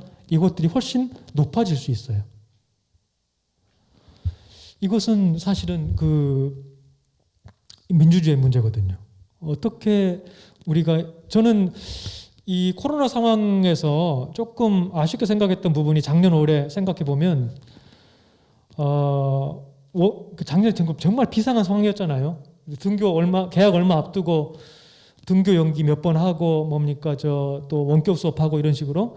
근데 그 과정에서 너무 우리가 긴박하고 하니까 학교에 매일 등교하는 교사들이 모여서 이제 빨리빨리 결정하고 이렇게 했는데 우리가 학생이나 학부모의 참여를 더 그 과정에서 진작할 수는 없었을까, 이런 고민이 좀 남는 것 같아요. 마지막으로 지역성과 네트워킹의 문제를 한번 말씀드리고 싶습니다. 예전에 아까 제가 뭡니까 그 531 개혁 쭉 말씀드릴 때 학교 간의 경쟁이 대단했거든요. 그러니까 이 경쟁은 되게 좋은 경쟁이긴 해요. 우리 학교를 더 잘 만들어봐야 되는 경쟁이긴 해요. 그리고 그때 스타 교장이 탄생했었어요.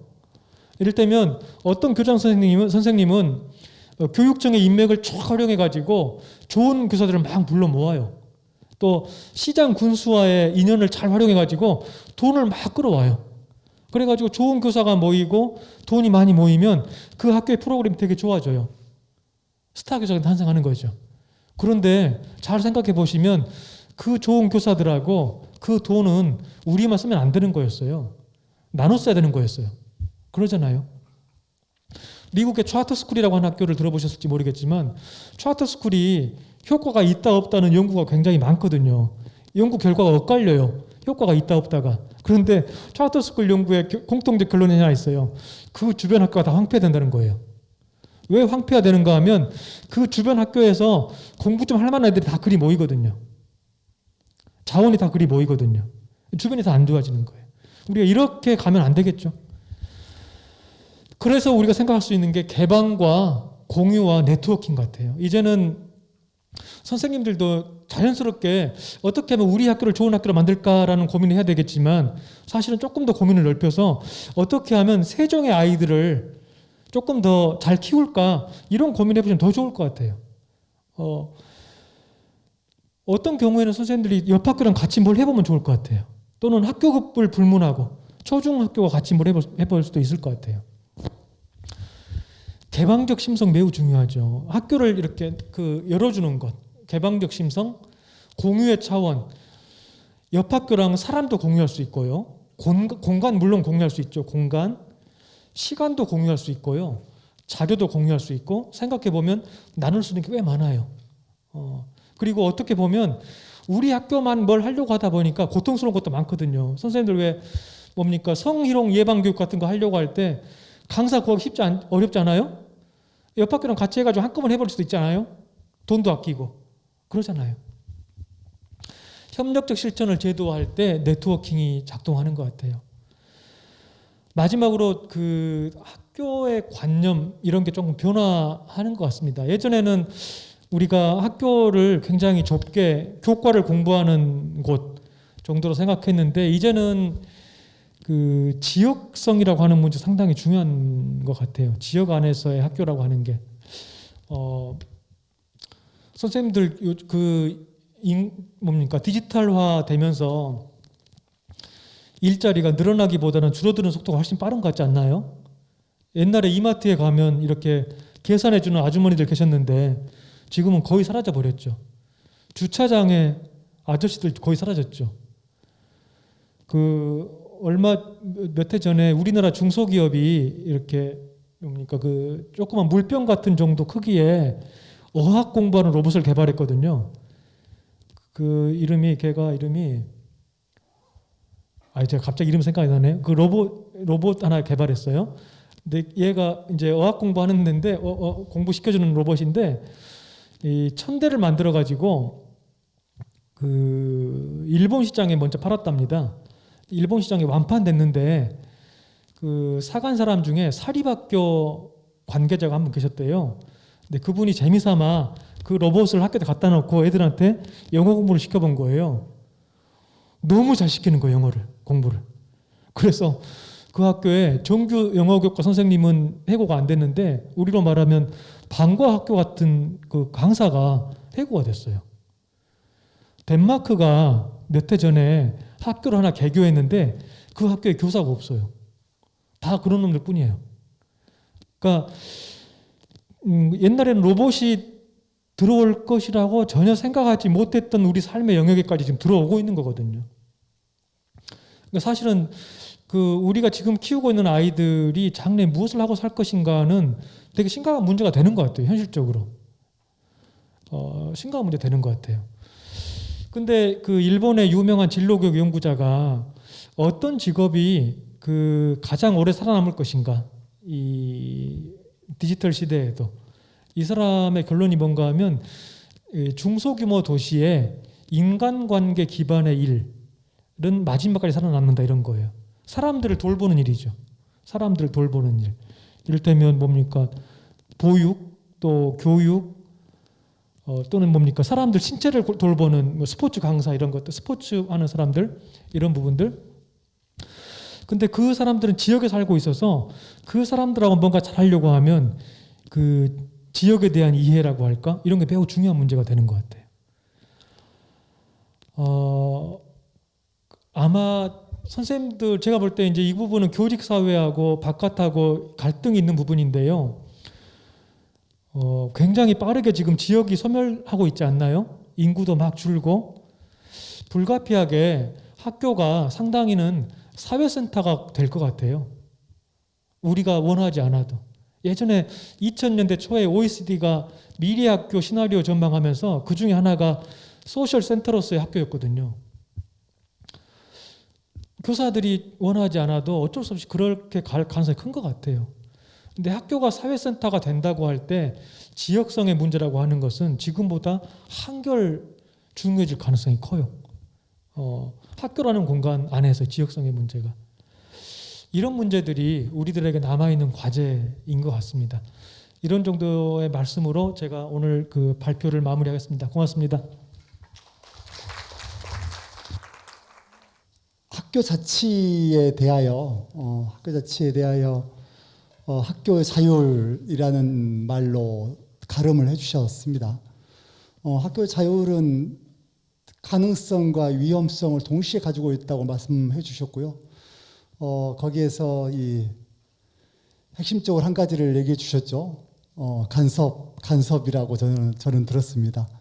결국은 우리가 서로 간섭해야 되는데 그게 이 동의 내지는 왜에 대해서 서로 이해가 다르거나 이러면은 불편해지지 않습니까? 교육청이 학교에 간섭하는 것, 학교 내에서 구성원 간에 서로 간에 간섭하는 것, 이것이 하나의 방향을 가지고서 함께 이루어지는 것이 학교 자율의 가능성을 가장 높이는 방법이다라고 얘기를 해주셨습니다. 그래서 우리가 함께 생각과 마음을 모아가는데 큰 이 실현 가능한 방법을 제시해 주셨다라는 생각이 듭니다. 교수님께 한 번 더 박수 부탁드립니다.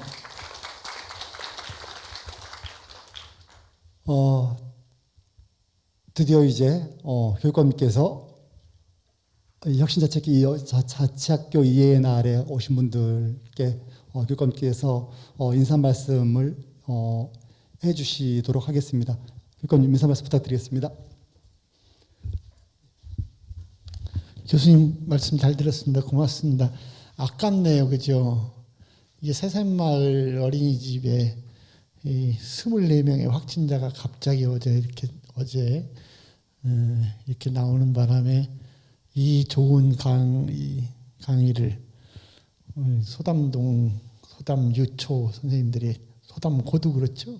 저는 좀 그래서 우리끼리만 들을 수 있어서 이렇게 오지기는 한데 함께 못 들은 게 좀 아쉽기도 하고 그렇죠. 선생님 고맙습니다. 이렇게 함께 해주셔서 고맙고요. 오늘부터는 저도 와서 좀 같이 듣고 배우고 이러고 싶었는데 일정을 그렇게 허락을 안 해주더라고요. 어쨌든 혁신자치학교 이해의 날 프로그램인데 우리 교수님께서는 학교 혁신의 이론이나 동향 이후에 우리들의 이렇게 어떻게 보면 나아갈 방향까지도 이렇게 이야기를 해주신 것 같아요. 제가 와서 뒤에 잠깐 들었는데 조그맣게까지 여기 비치고 있었던 우리 혁신 학교들이 이후를 위해서 개방과 공유와 폭넓은 네트워크를 이렇게 강조하시는 말씀에 정말 공감을 팍팍팍 했습니다. 혁신자치학교의 선생님들뿐만 아니라 우리 교무 행정사 선생님 그리고 행정실에서 일하시는 선생님들도 다 같이 한 마음으로 우리 혁신자치학교를 추진하고 계신 걸 잘 알고 있습니다. 고맙습니다. 어쨌든 오늘 이 자리에 오신 것도 여기가 보람동이 바로 새샘마을 소담동 바로 옆동이라 불안할 수도 있는데 그럼에도 뭐 까짓것 혁신자치학교에 대한 열정만 가지고 선생님들에게 달려오셨다고 보입니다. 고맙습니다. 오늘 함께 하진 못했지만 코로나 상황 때문에 영상으로 오늘 이 프로그램을 함께 하시는 선생님들도 계시다고 들었습니다.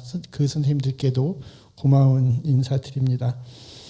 작년에 코로나19 아직도 계속되고 있습니다만은 이걸 지내면서 정말 학교 자체가 얼마나 중요한 것인지 학교가 민주주의가 이루어진 학교, 민주적인 훈련이 되어 있는 학교는 재난에도 잘 이겨내는 내는 힘을 가지고 있더라는 걸 저희들은 정말 절실하게 체험했습니다. 교육부에서 허둥지둥하면서 막 정신없이 개학도 제때 못하고 막 5주를 연장해서 막 하고 뭐 이러면서 지침이라고 바꿔 내놓는데 이게 한계가 있을 수밖에요. 처음 당하는 일에 여기저기서 막 불만 들어오고 우리 현장에 계신 선생님들은 그 지침 내려올 때마다 그놈의 지침이 우린 공문도 안 하는데 맨날 신문에서 먼저 보고 텔레비에서 먼저 보고 하면서 도대체 우리가 주인 맞아? 이거 실행할 사람들은 우린데 막 이러면서 화를 나기도 하고 근데 그놈의 지침이라는 게 당장 우리 학교에서는 구체로 적응하려면 다 채울 수가 없어요. 올해 저희가 종촌에서 사고가 생겼을 때 실제로 보니까 작년 한 해 겪으면서 정말 매뉴얼을 짜고 촘촘하게 했다고 하는데 막상 상황이 닥치면 그거 가지고 안 되거든요. 결국은 우리 선생님들이 함께 지혜를 모으고 우리 아이들을 위해서 지금 우리가 무엇을 할까를 민주적으로 논의할 수 있는 힘을 가진 학교만이 그 상황을 이겨내더라. 결국 미래 학교도 결국 그런 학교가 미래 사회를 지탱할 것이다. 뭐 이런 생각을 하게 됐습니다.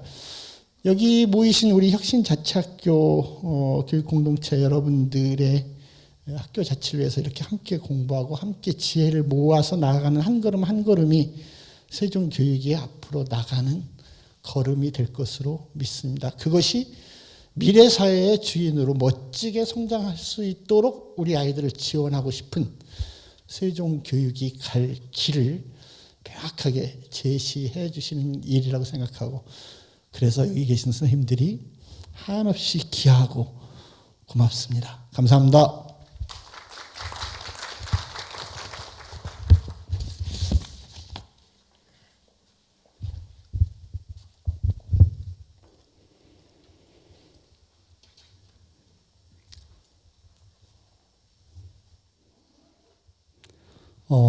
이 혁신자치학교 이해의 날에 대체로 이제 이렇게 모이게 된 이유가 혁신자치학교 잘 함께 운영을 해봅시다라고 하는 제안 드리는 날인데 가장 초보적 첫 단계인 이해에 멈췄다라는 게 이해에 머물러 있다는 게 저는 되게 아쉬운 부분이 있습니다. 이해하면 뭐 이해하고 나면 협의에 참여하고 함께 작업할 수도 있고 더 나아가면 이 만남이나 관계를 맺을 수도 있고 등등인데 이 강력한 어떤 여러 제안들이 있어서 1차적으로는 이해에 머물렀다라는 점에 많이 양해해 주셨으면 좋겠습니다. 오늘 까지 학생의, 그러니까 이 박채연 학생의 이야기, 그다음에 김용 교수님의 강의는 그대로 이제 녹화가 되어서 또 교육감님께서의 인사 말씀까지 녹화가 되어서 이 대면 행사에 참여하지 않는 학교에서는 이제 활용하게 될 것이고요. 교육감님 인사 말씀 들으면서 이제 저는 여기 참석하신 분께서 이 소감이나 혹은 또 혁신학교, 혁신자치학교를 함께 만들어가는 데 있어서 이 새롭게 전입해 오신 분들에게 혹시 하고 싶은 말씀이 있을 수도 있겠다라는 생각이 좀 들었습니다. 혹시 그것까지 담아서 영상으로 만들면 어떨까 싶어서요. 이석 교장 선생님께서 한 말씀 해주셔야 되지 않겠습니까? 네네. 그리고 선생님 중에도 한 분만 좀. 우리 최태학 장학관님이 귀한 시간 또 저보고 이야기를 하라 해서 짧게 하겠습니다. 저는 올해 1년차 혁신자치학교 도담중학교 교장 맡고 있는 이석이고요. 참석하는 오늘 행사에 참석하는 방법이 대면과 줌 두 가지가 있는데 일단 뭐 조금 요 시간에 학교 교원보다는 나오기가 편해서 저는 이렇게 자원해서 여기를 왔고요. 이런 행사가 기존에도 있었는지 모르겠지만 이게 참석 대상을 이제 혁신자치학교에 처음 근무하는 교원, 아까 교육관님 말씀처럼 지방공무원, 교육공무직원 이렇게를 다 포함해서 한다는 것에 만약에 기존에 했었든 아니면 올해 처음 하든 간에 굉장히 의미가 있었다고 생각을 합니다. 혁신학교 자치 사업이라고 얘기하는 그렇지만 그 운동을 해나가는 데 있어서 이게 자칫 잘못하면 교원들 위주로만 이렇게 흘러가는 경향이 있고 나머지 분들은 그냥 뭐 의무적으로 해야 될 일을 그냥 하는 정도 이해를 개인적으로 하시려고 하는 분도 있겠지만 그렇지 않고 그냥 뭐 내 해줄 일만 하면 되지 이렇게 하시는 분들이 있을 수 있다고 생각을 하거든요. 그래서 그런 차원에서 이렇게 일단 자원에서 오신 분들은 그 동참하려는 의지가 저는 굉장히 있다고 생각을 하고 그렇지 않은 경우에도 이러한 우리 이런 운동이 무브먼트가 전파되면 교육 우리 3주체뿐만 아니라 한 주체인 교직원 간에도 다 통일된 마음으로 한 방향으로 나올 수 있지 않나라는 생각이 들었고요. 또 귀한 강연 통해서도 뭐 저는 뭐 들어봤던 내용도 물론 상당히 포함이 되지만 다시 한번 정리하고 또 앞으로 나가야 될 방향에 대해서 다시 한번 고민하게 되는 좋은 기회였다고 생각하고 좋은 기회 마련해 주신 우리 교육청 감사드립니다. 마치겠습니다. 네, 고맙습니다. 혹시 선생님 중에 한 분 계실까요? 3초 기다리고 안 계시면 끝내겠습니다. 네, 이상으로 첫 시작이었습니다. 혁신자치학교 2회 날 행사 첫 시작이었고 이것이 다른 방식으로도 가능하도록 좋은 날이 되었으면 좋겠습니다. 선생님들 참여해 주셔서 정말 감사합니다. 자, 조심해서 돌아가십시오. 이상 마치겠습니다.